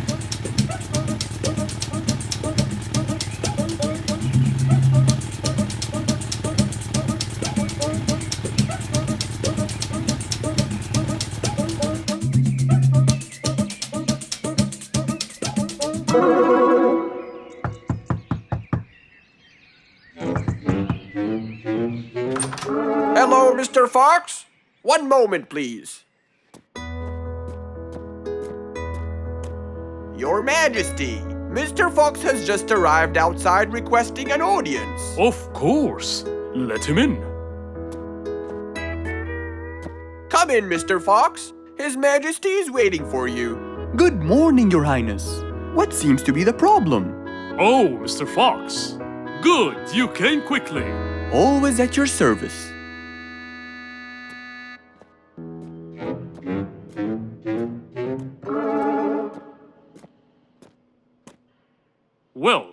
I was at my coronation, and I thought I would check out my throne. But unfortunately, I felt too uncomfortable. Can you believe that I'm gonna rule the jungle on an uncomfortable throne? But I hear it was carved out of the best kind of stone. But it still hurts my back. Oh my! Anyway, I've decided to design my own throne. What a great idea! But I need your help to make it as soon as possible. It will be my pleasure, Your Highness.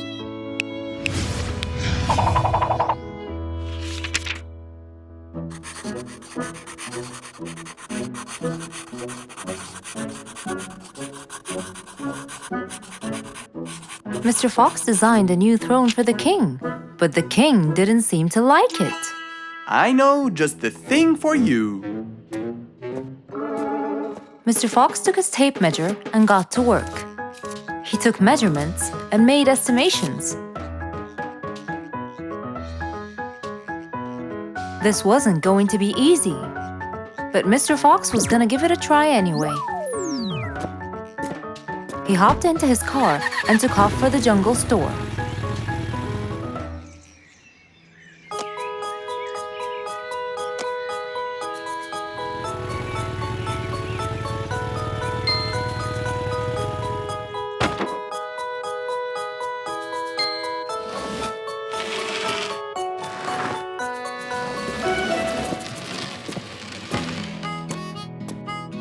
All done.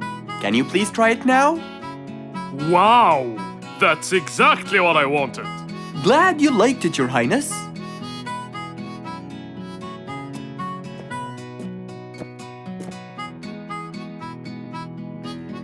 And there you have it, the new King of the Jungle.